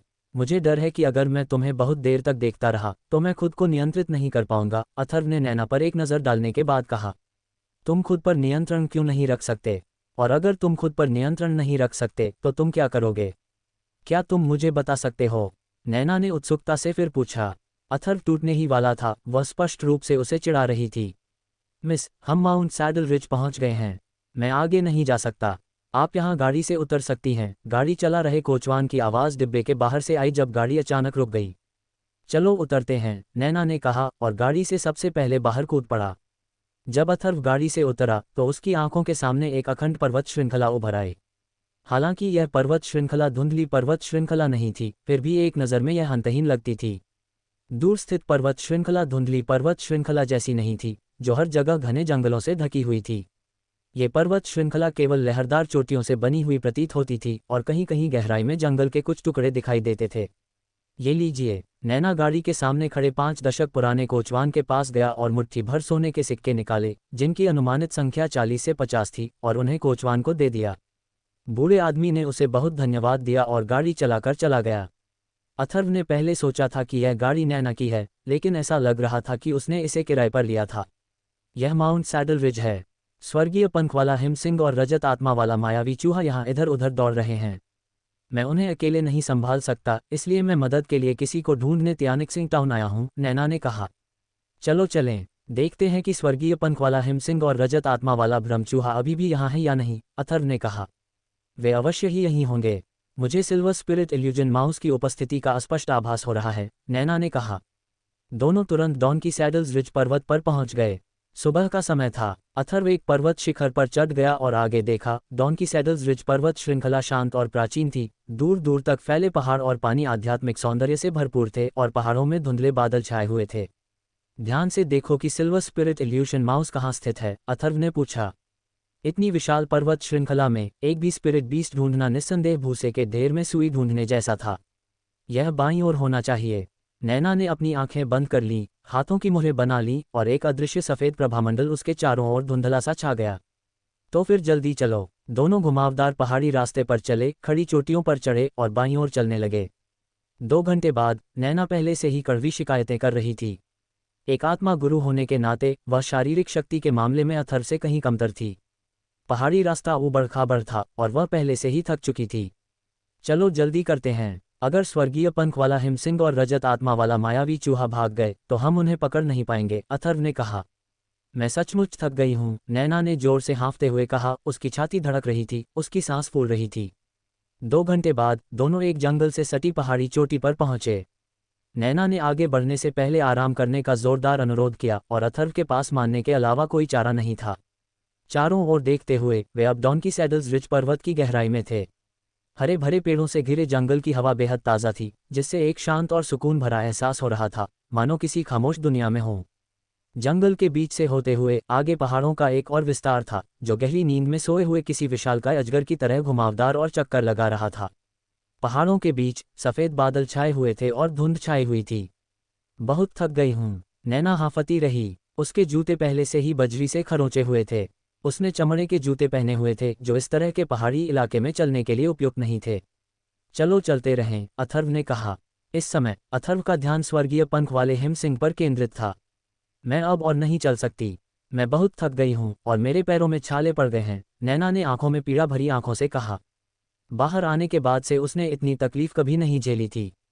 तुम्हें वैसे भी चलना ही होगा, वरना तुम्हारा सिल्वर स्पिरिट इल्यूजन माउस और हेवनली विंग स्नोलान बहुत दूर भाग जाएंगे, अथर्व ने नैना से कहा। ठीक है, नैना बड़ी मुश्किल से उठी और अनिच्छा से अथर्व के पीछे पीछे चली गई। उसकी नज़र अचानक इधर उधर घूम गई और उसने कहा, तुम मुझे गोद में उठा लोगे? जब मैं छोटी थी, अगर मैं चल नहीं पाती थी तो मेरे पिताजी मुझे गोद में उठा लेते थे। ले जाओ तुम्हें। अथर्व ने अपना सिर घुमाकर नैना की ओर देखा। उसका रूप देखकर वह समझ गया कि वह सचमुच चलने में असमर्थ है। स्पिरिट मास्टर्स शारीरिक रूप से मार्शल आर्टिस्ट से काफ़ी कमज़ोर होते हैं। ठीक है, हमें पहले स्वर्गीय पंख वाले हिमसिंह और रजत आत्मा भ्रम चूहे को ढूंढना होगा। स्वर्गीय पंख वाले हिमसिंह की खातिर अथर्व मान गया। ऐसा लग रहा था कि इस पर्वत श्रृंखला में और भी लोग राक्षसी जानवरों की तलाश में हैं और उसे पहले उन्हें ढूंढना होगा। धन्यवाद, नैना खुशी से मुस्कुराई, फिर अथर्व की पीठ पर लेट गई, पुरुषों और महिलाओं के बीच के अंतर को पूरी तरह से नज़रअंदाज करते हुए, और दोनों हाथों से अथर्व की गर्दन को कसकर पकड़ लिया। बेचारा अथर्व उस सुंदरी को अपनी पीठ पर उठाए आगे बढ़ा। उसकी पीठ पर दो मुलायम मुभार उससे कसकर दबे हुए थे, उसके कदमों की लय के साथ रगड़ खा रहे थे। अथर्व के हाथ सुंदरी की जांघों पर, उसकी जांघों के पास टिके हुए थे और उसके हाथों से एक नाजुक लेकिन दृढ़ अनुभूति हुई जिससे अथर्व के दिल में हल्की सी झुनझुनी हुई। यह उसे बस लुभा रहा था। मुझे नहीं पता था कि तुम इतने अच्छे हो। जब मैं स्वर्गीय पंख वाले हिमसिंह और रजत आत्मा ब्रह्म चूहे को ढूंढ लूंगा तो मैं तुम्हें 100,000 स्वर्ण मुद्राएं दूंगा, नैना ने अथर्व की पीठ पर लेटते हुए धीरे से कहा। अथर्व ने कुछ नहीं कहा, अपनी बुरी इच्छाओं को बेबसी से दिल में दबा लिया। क्या ये औरत सचमुच एक कोरे कागज जितनी पवित्र थी? अज्ञात समय तक चलने के बाद दोनों को भूख लगी और वे केवल अपने द्वारा तैयार किया गया सूखा राशन ही खा पाए, फिर अपने रास्ते पर आगे बढ़ गए। कई घंटों के बाद वे कई पर्वत चोटियों को पार कर चुके थे। रास्ते में अथर्व का सामना लोगों के कई छोटे छोटे समूहों से भी हुआ। ऐसा लग रहा था कि उन्हें कहीं से खबर मिली थी कि माउंट सैडल रिज में राक्षसी जानवर हैं, इसलिए वे उन्हें पकड़ने आए थे। उनमें से सबसे शक्तिशाली केवल मार्शल मास्टर स्तर के थे। अथर्व ने जानबूझकर उनसे दूरी बनाए रखी। मुझे लग रहा है सिल्वर स्पिरिट इल्यूशन माउस ज्यादा दूर नहीं है। एक पर्वत शिखर पार करने के बाद नैना ने अचानक अथर्व से कहा। क्या ऐसा है? चलो जल्दी से चलते हैं, अथर्व ने तुरंत कहा और नैना को अपनी पीठ पर बिठाकर तेजी से आगे बढ़ा। एक क्षण बाद अथर्व ने महसूस किया कि उसकी बांह पर बैठा छोटा ड्रैगन थोड़ा बेचैन हो रहा है। छोटे ड्रैगन से मिली जानकारी के अनुसार आगे राक्षसी जानवर थे। अथर्व ने छोटे ड्रैगन को दिलासा दिया और उसकी गति बढ़ा दी। उसे उस स्वर्गीय पंख वाले हिमसिंह को पकड़ना ही था। जहां तक नैना की बात है, उसे दोष नहीं दिया जा सकता था। अगर उसका सामना दूसरों से होता तो वह रजत आत्मा ब्रह्म चूहा भी शायद उनके कब्जे में आ जाता और यह सुंदरी शायद उनके चंगुल से बच नहीं पाती और उसका फायदा उठाया जाता। इसकी तुलना में अथर्व को लगा कि वह पहले से ही बहुत उदार है। Bang bang. आधे घंटे बाद एक पर्वत शिखर के बाहर ऊर्जा विस्फोट की आवाजें आईं। अच्छा नहीं है, भूत उड़ने वाले चूहे और स्वर्गीय पंख वाले हिमसिंह पर हमला हो रहा है। विस्फोट की आवाज सुनकर नैना चिल्लाया। चलो पहले जाकर देखते हैं। अथर्व ने भौहें चढ़ाईं। उसे उम्मीद थी कि स्वर्गीय पंख वाले हिमसिंह पर हमला करने वाला कोई शक्तिशाली विशेषज्ञ न हो। अगर वह कोई शक्तिशाली विशेषज्ञ होता तो ये स्वर्गीय पंख वाला हिमसिंह उसके हाथ नहीं आता। एक विस्तृत पर्वत घाटी क्षेत्र में ऊंचे पहाड़ों से घिरे अथर्व और नैना इस समय चुपचाप एक पर्वत शिखर पर छिपे हुए थे। नीचे घाटी में लगभग 50 मीटर आकार का एक विशालकाय राक्षसी पशु तथा लगभग 6 या 7 मीटर आकार का एक राक्षसी पशु 4 मनुष्यों के साथ भयंकर युद्ध में लगे हुए थे। 50 मीटर लंबा वह विशालकाय राक्षसी जानवर पूरी तरह से सफेद था, मानो बर्फ से ढका हो। उसके विशाल सिर के पीछे शुद्ध सफेद याल उसके कंधों और छाती तक फैला हुआ था। कई मीटर लंबी उसकी पूंछ पीछे की ओर थोड़ी मुड़ी हुई और सीधी खड़ी थी। उसकी दोनों आंखें विशाल कांसे की घंटियों जैसी थीं। उसका मुंह लगातार दहाड़ रहा था। उसके नुकीले दांत ठंडी रोशनी से चमक रहे थे और उसकी विशाल दहाड़ घाटी में गूंज रही थी। हालांकि इस विशालकाय राक्षसी जानवर की पीठ पर शुद्ध सफेद पंखों का एक जोड़ा था जो लगभग पारदर्शी दिखाई दे रहा था। ये स्वर्गीय पंख वाला हिमसिंह है। अथर्व का हृदय उत्साह से भर गया। उसने आखिरकार इस दुर्लभ स्वर्गीय पंख वाले हिमसिंह को देख लिया था। इस समय दो साधकों के संयुक्त आक्रमण के सामने जो मार्शल मास्टर स्तर तक पहुंच चुके प्रतीत हो रहे थे, वह किसी भी स्थिति में नहीं था।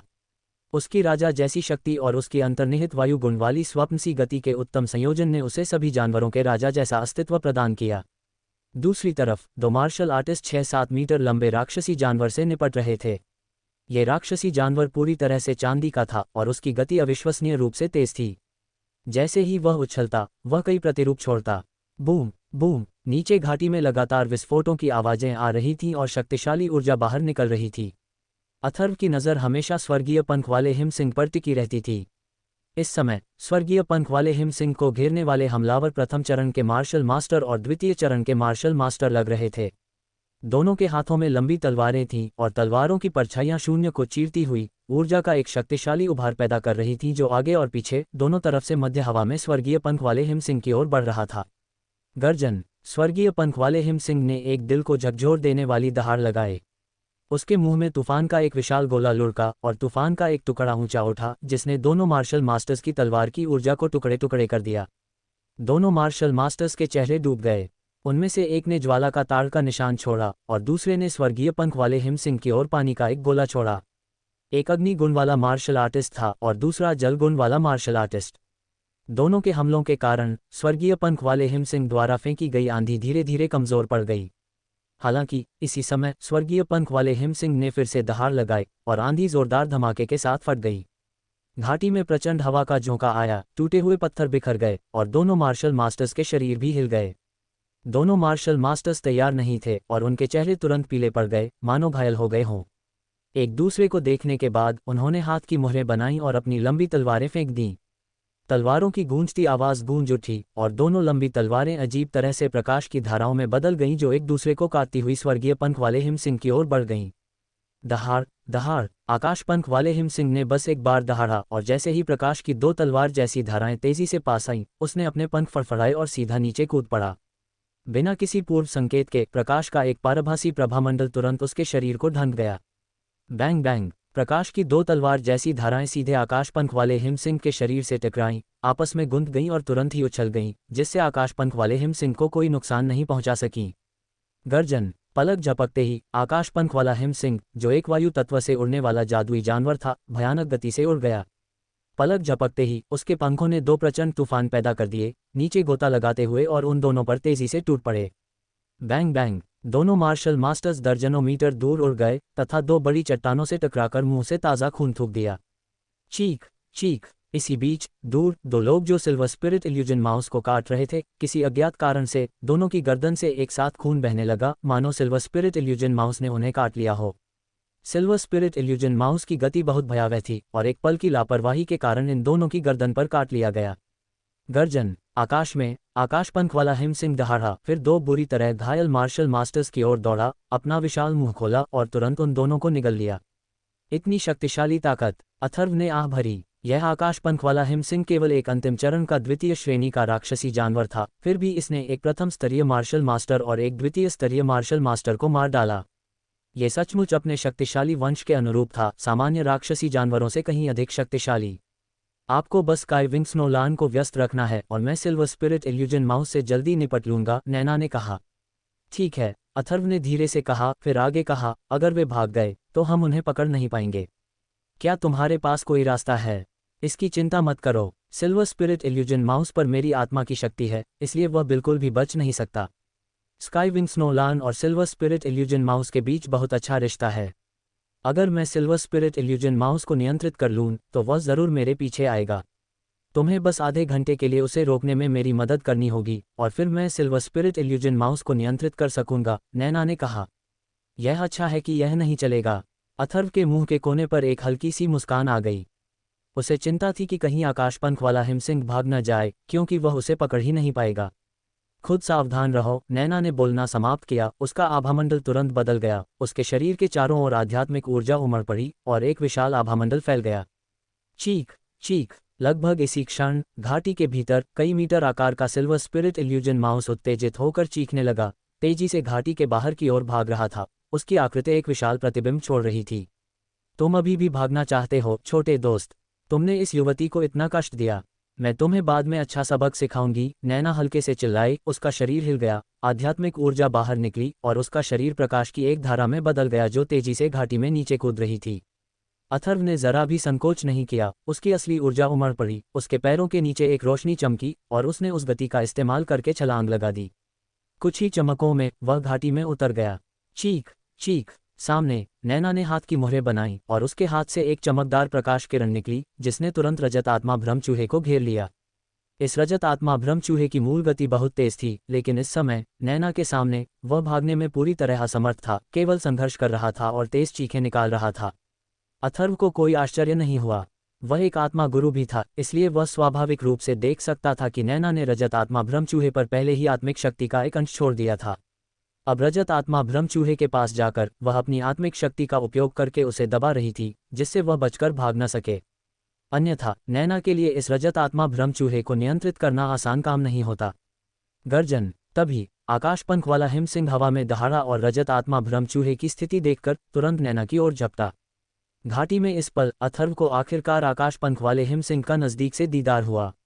उसका विशाल शरीर लगभग 100 मीटर लंबा था, उसके पंख फड़फड़ा रहे थे जिससे तेज हवाएं चल रही थीं।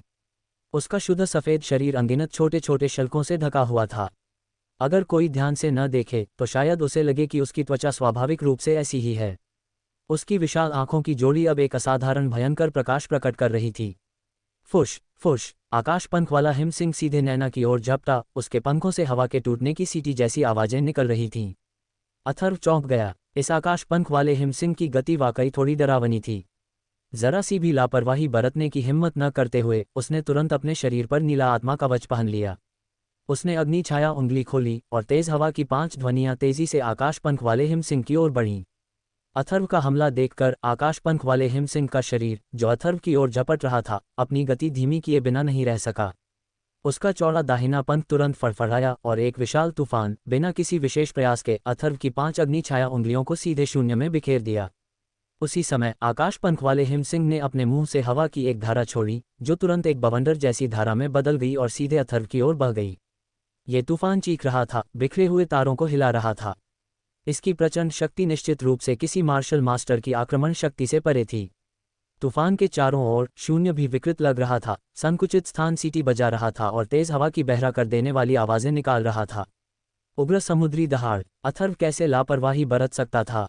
उसने अभी अभी आकाश पंख वाले हिमसिंह की ताकत अपनी आंखों से देखी थी। उसने तुरंत उग्र समुद्री गर्जन को संघनित कर दिया, उसे बवंडर की तरह पानी के एक विशाल भंवर में बदल दिया, शून्य को भी विकृत कर दिया और तूफान से भीषण टक्कर ली। Bang bang. जैसे ही दोनों शक्तियां आपस में टकराईं, एक भयानक विस्फोट हुआ और आसपास की जमीन पर लंबी दरारें पड़ गईं। बिखरी हुई ऊर्जा के बीच अथर्व का शरीर अनायास ही 10 कदम पीछे धकेल दिया गया। एक विशाल बल नीचे की ओर गिरा। सौभाग्य से इसका अधिकांश भाग नीला आत्मा कवच द्वारा रोक लिया गया। शेष बल अथर्व को कोई खास नुकसान नहीं पहुंचा सका। दहाड़ दहाड़। आकाश पंख वाला हिमसिंह दहाड़ा, तेज हवा को चीरता हुआ, उसका विशाल शरीर नीचे की ओर गोता लगाता हुआ। शून्य कांप उठा और वह फिर से अथर्व की ओर तेजी से झपटा। थोड़ा लंबा। अथर्व ने धीरे से पुकारा। इस समय उसके लिए इस आकाश पंख वाले हिमसिंह को हराना शायद नामुमकिन था। अगर वह अपनी कृपाण आत्मा कौशल और सिंदूरी पक्षी कला का इस्तेमाल भी करता तो शायद वह इस आकाश पंख वाले हिमसिंह से मुकाबला कर पाता, लेकिन उसका लक्ष्य आकाश पंख वाले हिमसिंह पर रक्त आत्मा मुहर लगाना था। हिस हिस। लिटिल लॉन्ग बाहर की आभा को महसूस करते हुए खुद को रोक नहीं पा रहा था।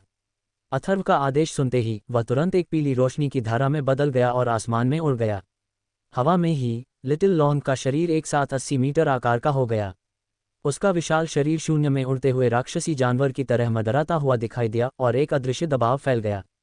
दहाड़ दहाड़। लिटिल लॉन्ग के शरीर पर आभा को महसूस करते हुए आकाश पंख वाला हिमसिंह भी तुरंत दहाड़ा और दबाव की एक अदृश्य आभा भी उसके शरीर के चारों ओर फैल गई। दबाव के 2 अदृश्य प्रभामंडल तुरंत आकाश में टकरा गए। शून्य में लहरें उठाती एक अदृश्य धारा धुंधली सी दिखाई दे रही थी। इन 2 भारी दबावों के बीच अथर्व का मन तुरंत कांप उठा। ये दबाव बहुत ही भयानक था। अथर्व साफ महसूस कर सकता था कि आकाश पंख वाला हिमसिंह जो उत्सर्जित कर रहा था वह एक राजा की आभा थी, सभी जानवरों के राजा जैसी आभा।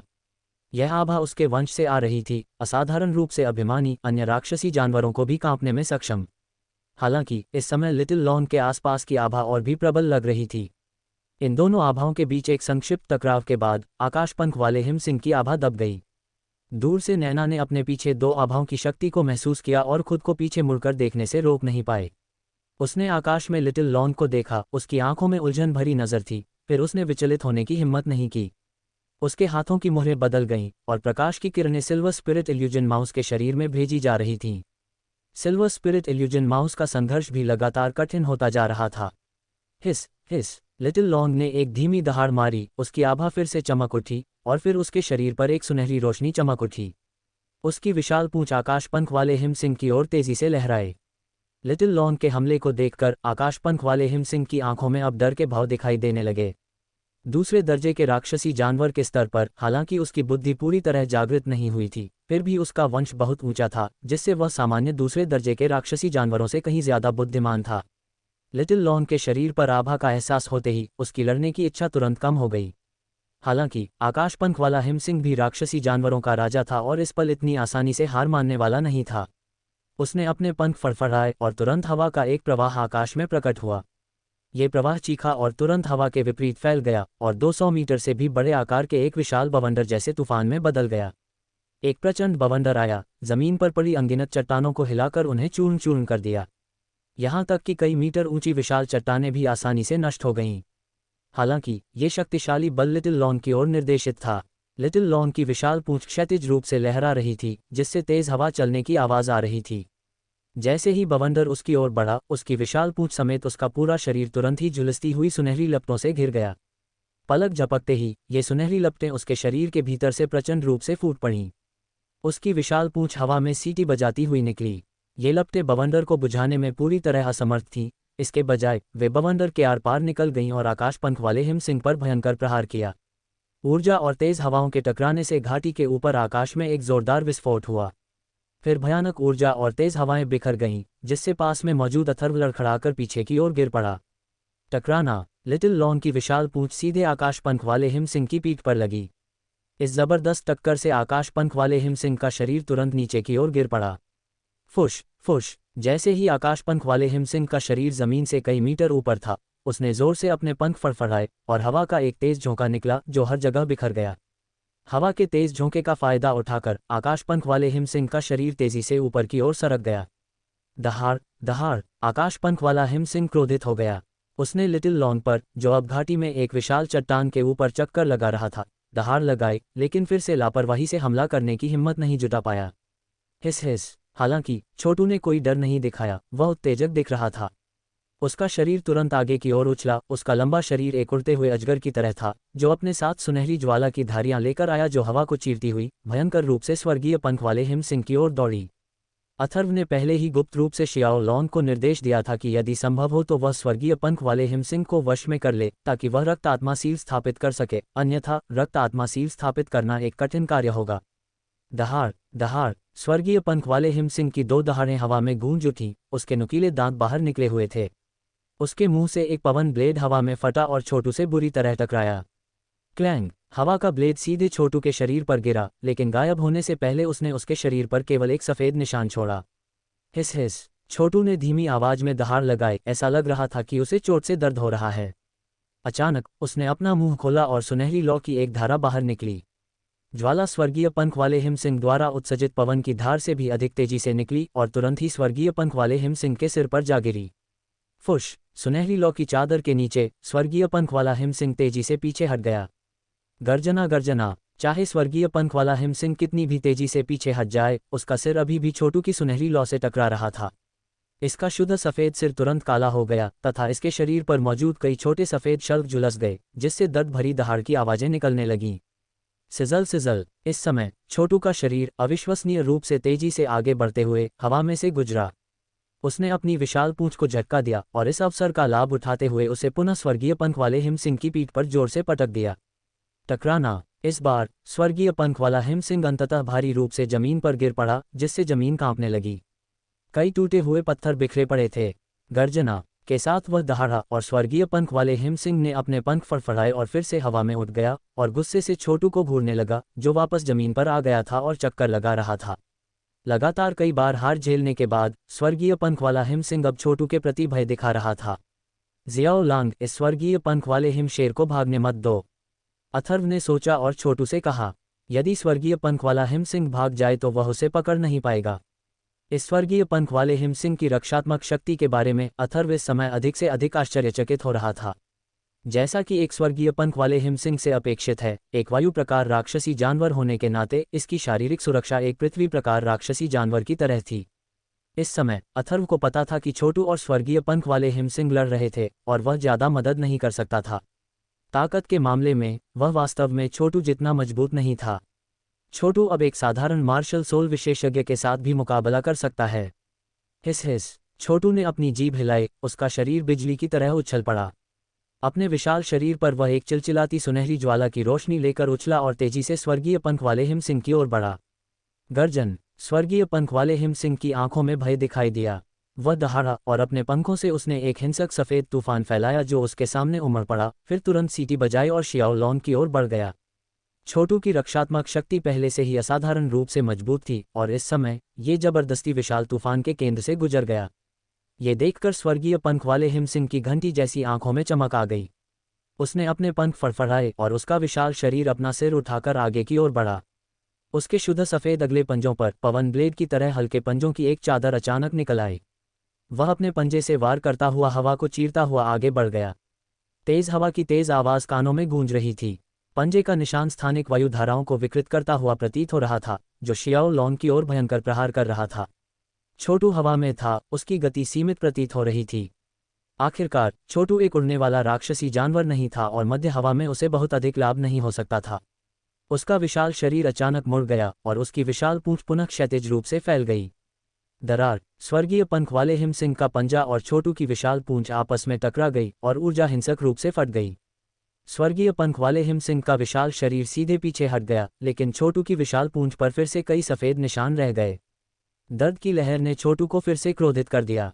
हिस हिस। इस क्षण छोटू का शरीर, जो जमीन पर उतरा था, तुरंत अपनी विशाल पूंछ को झुलाया और सीधे जमीन पर कई मीटर ऊंची चट्टान पर जा गिरा। शक्तिशाली बल ने चट्टान को सीधे चकनाचूर कर दिया। छोटू का शरीर गति के साथ ऊपर उठा और एक पल में वह पीछे हटते हुए स्वर्गीय पंख वाले हिमसिंह की ओर तेजी से दौड़ा। गर्जना गर्जना। स्वर्गीय पंख वाला हिमसिंह तेजी से पीछे हट गया, लेकिन वह छोटू जितना तेज नहीं था। जैसे ही वह हमला करने वाला था, छोटू के विशाल शरीर ने उसे अपनी पीठ पर बुरी तरह दबा लिया। एक शक्तिशाली बल ने उसे कुचल दिया और स्वर्गीय पंख वाले हिमसिंह का शरीर भारी रूप से घाटी में गिर गया और वह जोर से जमीन पर गिरते हुए दहाड़ने लगा। Bang bang. घाटी कांप उठी और स्वर्गीय पंख वाले हिमसिंह के विशाल शरीर ने घाटी में एक छोटा सा गड्ढा बना दिया। छोटू के हमले की शक्ति अत्यंत भयानक थी। हुश हुश। जैसे ही स्वर्गीय पंखों वाला हिमसिंह उठने और फिर से उड़ने के लिए अपने पंख फड़फड़ाने वाला था, छोटू बिजली की तरह स्वर्गीय पंखों वाले हिमसिंह के सामने आ गया। उसका विशाल सिर उठा हुआ था और वह स्वर्गीय पंख वाले हिमसिंह को घूर रहा था। उसकी लंबी लाल जीभ अंदर बाहर फड़फड़ा रही थी। इस समय उसकी भौं में तुरंत एक आंख के आकार का एक छोटा सा छेद दिखाई दिया, मानो उसकी भौं के बीच में एक आंख खड़ी होकर उभर रही हो और उसमें से चमकदार सुनहरी रोशनी निकल रही हो।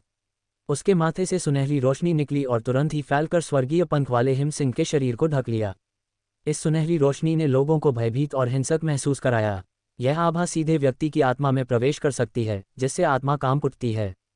गर्जना गर्जना। इस सुनहरे प्रकाश में स्वर्गीय पंख वाला हिमसिंह पूरी तरह से कांप उठा, फिर जमीन पर गिर पड़ा। चाहे वह कितना भी संघर्ष क्यों न कर रहा हो, खड़ा होने में असमर्थ था। इसकी आभा पूरी तरह से दब गई थी। रक्त आत्मा सील। इस समय हालांकि अथर्व छोटू की अजीब शक्ति को देखकर आश्चर्यचकित था, लेकिन उसके पास देखने का समय नहीं था। उसने तुरंत अपने मन में रक्त आत्मा सील को सक्रिय कर दिया। उसके मन में रक्त आत्मा सील सक्रिय हो गई और अथर्व के मन में एक ऊर्जा प्रेत प्रकट हुआ। प्रेत पूरी तरह से लाल था, जैसे ताज़ा खून। वह प्रेत अजगर जैसा था, किंतु अजगर नहीं था, बाघ जैसा था, किंतु बाघ नहीं था, अत्यंत दिव्य और रहस्यमय प्रतीत हो रहा था। तुरंत ही उसके मन में रक्त आत्मा सील तेजी से ऊर्जा की एक धारा में बदल गई, जो उसके मेरिडियन में घुस गई, उसके शरीर के सभी मेरिडियन से बाहर निकल गई और अंततः अथर्व की दाहिनी हथेली के निशान पर संघनित हो गई। आओ। उसके हाथ के बीच से ड्रैगन, फीनिक्स, शेर और बाघ जैसे जानवरों की दहाड़ने की हल्की सी आवाज निकल रही थी। अथर्व की दाहिनी हथेली पर अचानक एक अजीब सी मुहर दिखाई दी। वह मुहर ड्रैगन जैसी थी, किंतु ड्रैगन नहीं थी, बाघ जैसी थी, किंतु बाघ नहीं थी, पूरी तरह से रक्तलाल, अत्यंत गहन और रहस्यमय प्रतीत हो रही थी। इससे एक बढ़ता हुआ दबाव फैल गया। इस भारी दबाव को महसूस करते हुए स्वर्गीय पंख वाले हिमसिंह की अभिव्यक्ति चौंक गई और भयभीत हो गई और उसका शरीर और भी अधिक कांपने लगा, पूरी तरह से अदृश्य रूप से दबा हुआ।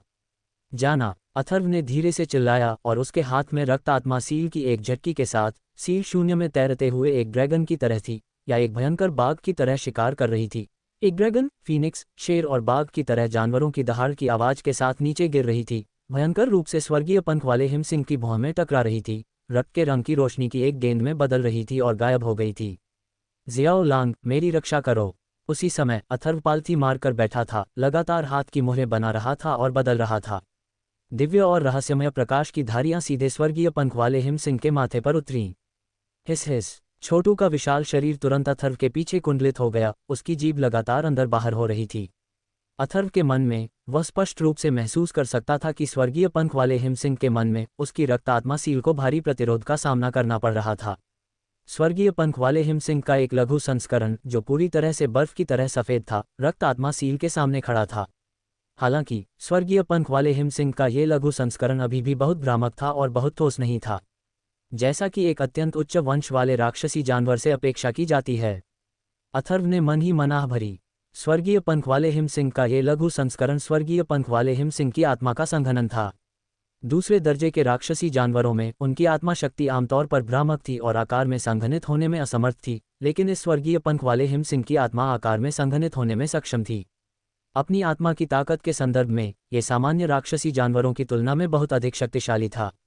अथर्व ने लापरवाही बरतने की हिम्मत नहीं की। उसने रक्त आत्मा सील को नियंत्रित करके उस रूप में रूपांतरित कर दिया जो एक ड्रैगन की तरह था फिर भी एक ड्रैगन नहीं था, एक बाघ की तरह था फिर भी एक बाघ नहीं था, और भयंकर रूप से स्वर्गीय पंख वाले हिम सिंह को घेर लिया।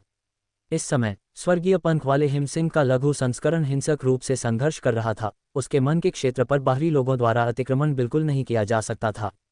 स्वर्गीय पंख वाले हिम सिंह के मन में ऊर्जा की दो धाराएं प्रतिस्पर्धा कर रही थीं और लड़ रही थीं। यद्यपि इसका खतरा बाहर से दिखाई नहीं दे रहा था, लेकिन निस्संदेह ये और भी अधिक हिंसक और खतरनाक था। रंबल, विस्फोटों की आवाजें सुनाई दी और स्वर्गीय पंख वाले हिम सिंह के चारों ओर एक शक्तिशाली तूफान आया जिसने पूरे स्थान को ढक लिया।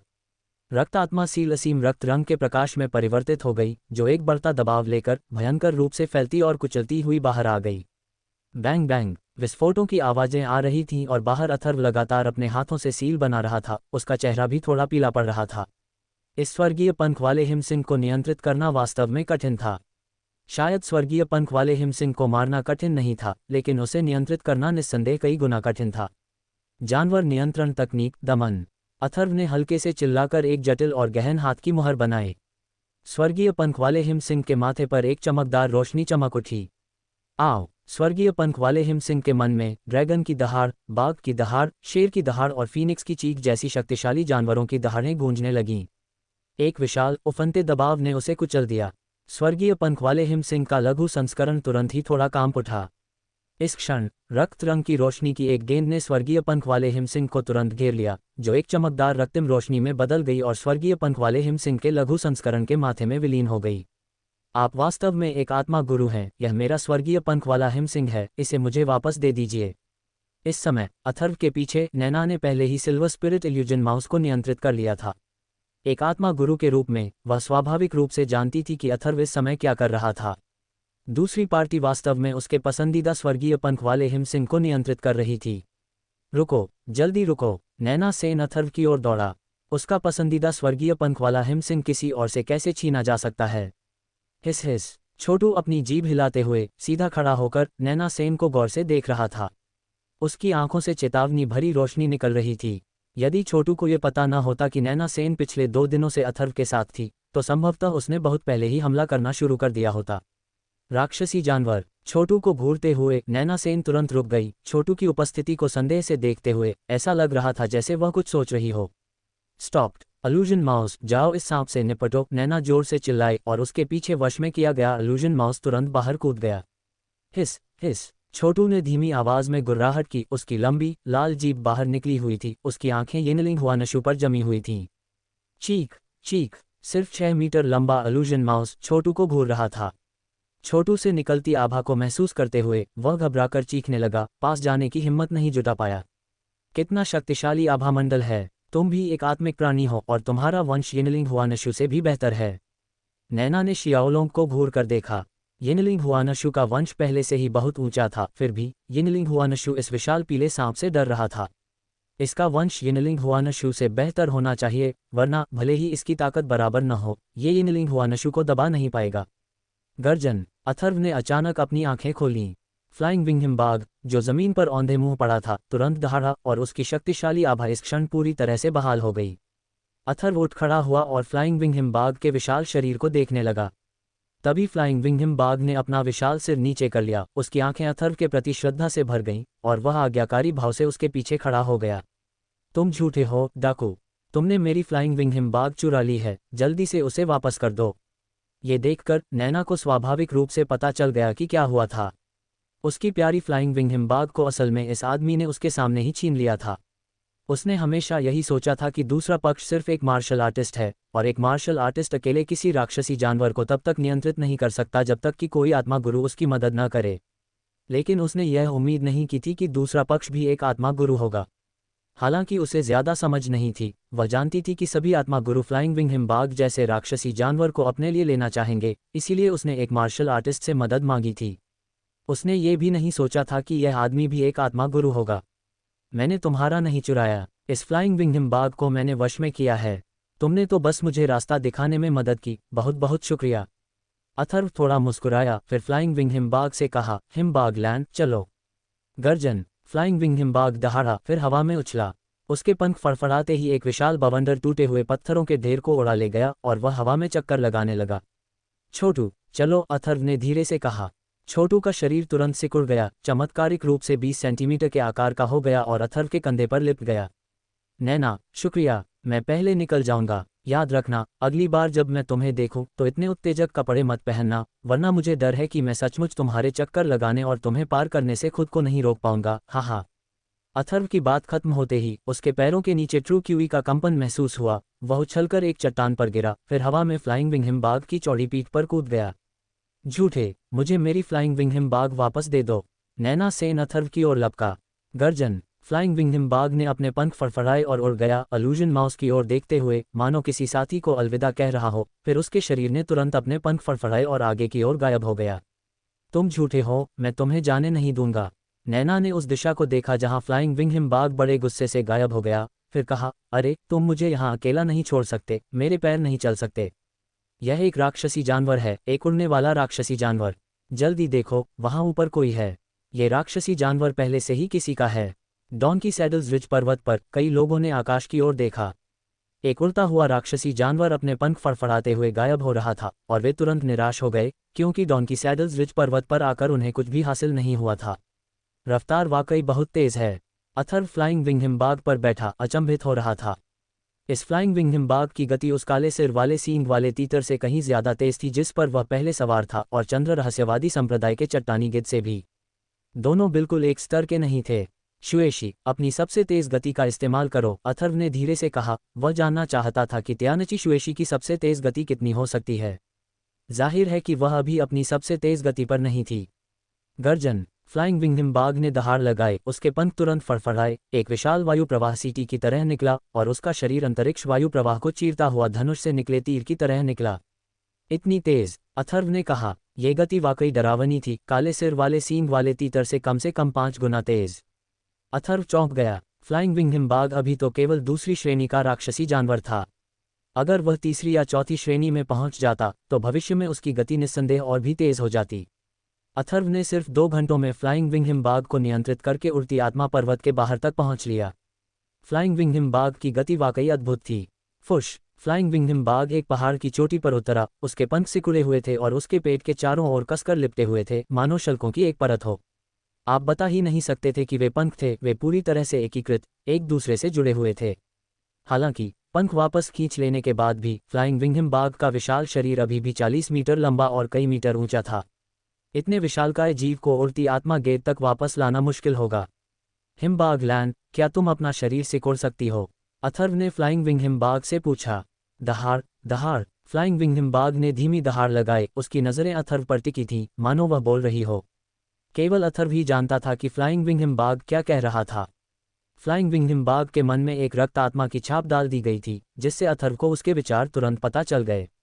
इस समय फ्लाइंग विंग हिमबाग अथर्व को बता रही थी कि उसका शरीर तब तक सिकुड़ नहीं सकता जब तक वह चौथे स्तर या उससे ऊपर न पहुंच जाए, और तब उसका शरीर स्वतंत्र रूप से बदल सकता है। ये तो बड़ी मुसीबत है। अथर्व ने भौहें चढ़ाईं। वह फ्लाइंग विंग हिमबाग को सिर्फ उड़ती आत्मा गेट तक हिला सकता था। अगर उसने फ्लाइंग विंग हिमबाग को बाहर छोड़ दिया तो किसी ताकतवर इंसान की नज़र पड़ गई तो बहुत बुरा होगा। शुएशी, जब तक कोई ज़रूरी काम न हो अपने पंख मत खोलना, अथर्व ने कहा। उसके पास त्यानची शुएशी को उड़ती आत्मा गेट पर लाने के अलावा कोई चारा नहीं था। वह पहले उसकी पहचान छिपाएगा। अगर उसने अपने पंख नहीं खोले तो प्रवीण सिंह और दूसरों के लिए उसे पहचानना शायद मुश्किल हो जाएगा। गर्जन। फ्लाइंग विंग हिमबाग ने धीमी गर्जना की, जो अथर्व के शब्दों का जवाब था। जल्दी देखो, संप्रदाय गुरु वापस आ गया है। संप्रदाय गुरु एक राक्षसी जानवर को वापस ले आया। ये राक्षसी जानवर बहुत सुंदर है। उड़ती आत्मा गेट के बाहर जब अथर्व लौटा तो संप्रदाय के कई शिष्य उसका स्वागत करने के लिए बाहर आए। अथर्व के पीछे एक विशाल प्राणी को देखकर वे सभी आश्चर्यचकित हो गए। नमस्कार संप्रदाय गुरु, सभी ने झुककर प्रणाम किया। अथर्व ने हल्के से सिर हिलाया और फ्लाइंग विंग हिमबाग को वापस अपने निवास स्थान की ओर ले गया। उसके पीछे शिष्यों की भीड़ फ्लाइंग विंग हिमबाग को उत्सुकता से देख रही थी, लेकिन किसी ने भी पास जाने की हिम्मत नहीं की। भाई, बाहर का शोर पायल तक पहुंच चुका था। वह घर से बाहर निकली और अथर्व को वापस आते देख तुरंत दौड़कर वहां पहुंची। कितना बड़ा और सुंदर कुत्ता है। पायल ने अथर्व के पीछे फ्लाइंग विंग हिमबाग को देखा। इस समय उसके पंख सिकुड़े हुए थे और भयंकर युद्ध में छोटू ने उसके सिर की कुछ याल जला दी थी, वह सचमुच एक बड़े कुत्ते जैसा लग रहा था। गर्जन। फ्लाइंग विंघम बाघ ने विरोध में दहाड़ लगाए, ये तो शेर था, कुत्ता कैसे हो सकता है? ये कैसा राक्षसी जानवर है? मैंने इसे पहले कभी क्यों नहीं देखा? शीना बाहर आए और फ्लाइंग विंघम बाघ को देखा, उसका चेहरा तुरंत आश्चर्य से भर गया। शुएशी, पीछे वाले पहाड़ पर ही रहो, पीछे वाले पहाड़ को मत छोड़ना, अथर्व ने धीरे से कहा। फ्लाइंग विंघम बाघ ने धीमी गर्जना की, फिर तेजी से पीछे के पहाड़ पर चला गया। संप्रदाय गुरु, क्या आपने इस राक्षसी जानवर को वश में कर लिया है? शीना ने आश्चर्य से अथर्व से पूछा। हाँ, यह मेरा संरक्षक राक्षसी जानवर है और मेरी सवारी भी है, अथर्व ने कहा। संप्रदाय गुरु सचमुच अद्भुत है, उसके पास वास्तव में एक राक्षसी जानवर की सवारी है। ये राक्षसी जानवर इतना बड़ा है कि यह तीसरे दर्जे के राक्षसी जानवर जैसा दिखता है। साधारण शिष्य आपस में चर्चा करने लगे, हर एक के चेहरे पर आश्चर्य था। उड़ती आत्मा गेट के शिष्यों के लिए अपनी राक्षसी पशु सवारी होना बस एक सपना था। उन बड़े संप्रदायों में भी मुख्य शिष्यों के पास भी राक्षसी पशु सवारी नहीं थी। शुरुआती आश्चर्य के बाद सभी लोग तितर बितर होने लगे। रात होते ही, रात के खाने के बाद अथर्व साधना की तैयारी के लिए अपने कमरे में चला गया। पालथी मारकर बैठे अथर्व को नैना का ख्याल आया। इस महिला को कोई खतरा नहीं होना चाहिए। अल्यूजन माउस उसके साथ है और वह खुद एक तृतीय स्तरीय आत्मा गुरु है, इसलिए आम लोग उसे उकसाने की हिम्मत नहीं करेंगे। हालांकि उसे फिर कभी नहीं देखना चाहिए। इस बार उसने उसकी फ्लाइंग विंघम बाघ को छीन लिया था। भले ही वह उसका कुछ न कर सके, लेकिन उसके पीछे की शक्ति उसे आसानी से संभाल सकती है। अथर्व ने भी सोचा कि अब जब उसके पास उड़ने वाला राक्षसी जानवर फ्लाइंग विंघम बाघ सवार है, तो चंद्र रहस्यवादी संप्रदाय में जाना कोई समस्या नहीं लगती। हालांकि उस खतरनाक पर्वत श्रृंखला के राक्षसी जानवर बहुत शक्तिशाली थे और उसकी ताकत बस पर्याप्त नहीं थी। छोटू भी अभी तैयार नहीं था। अगर उसकी किस्मत खराब रही तो उसका अंत हो जाएगा। इसलिए बेहतर यही होगा कि उसके साथ जाने के लिए कोई भाड़े का समूह ढूंढ लिया जाए, या तब तक इंतजार किया जाए जब तक उसकी अपनी ताकत एक निश्चित स्तर तक न पहुंच जाए। इसके अलावा उसने पायल का बदला लेने का वादा किया था और उसे तुरंत नहीं जाना चाहिए था। इसके अलावा उसे उड़ती आत्मा गेट के गुप्त कक्ष में जाकर चीजें भी देखनी चाहिए थीं। हो सकता है वहां कुछ अच्छा हो। खेती करो। अथर्व ने एक साथ 2 तृतीय श्रेणी की गोलियां मुंह में डाली और तुरंत उन्हें परिष्कृत करना शुरू कर दिया। ये यिन यांग स्पिरिट मार्शल आर्ट बस पैसे जला रहा था। दोनों तृतीय श्रेणी की गोलियां दोनों ही मध्यम तृतीय श्रेणी स्तर की थीं। कुल मिलाकर उनकी कीमत 10,000 स्वर्ण मुद्राओं से ज्यादा थी।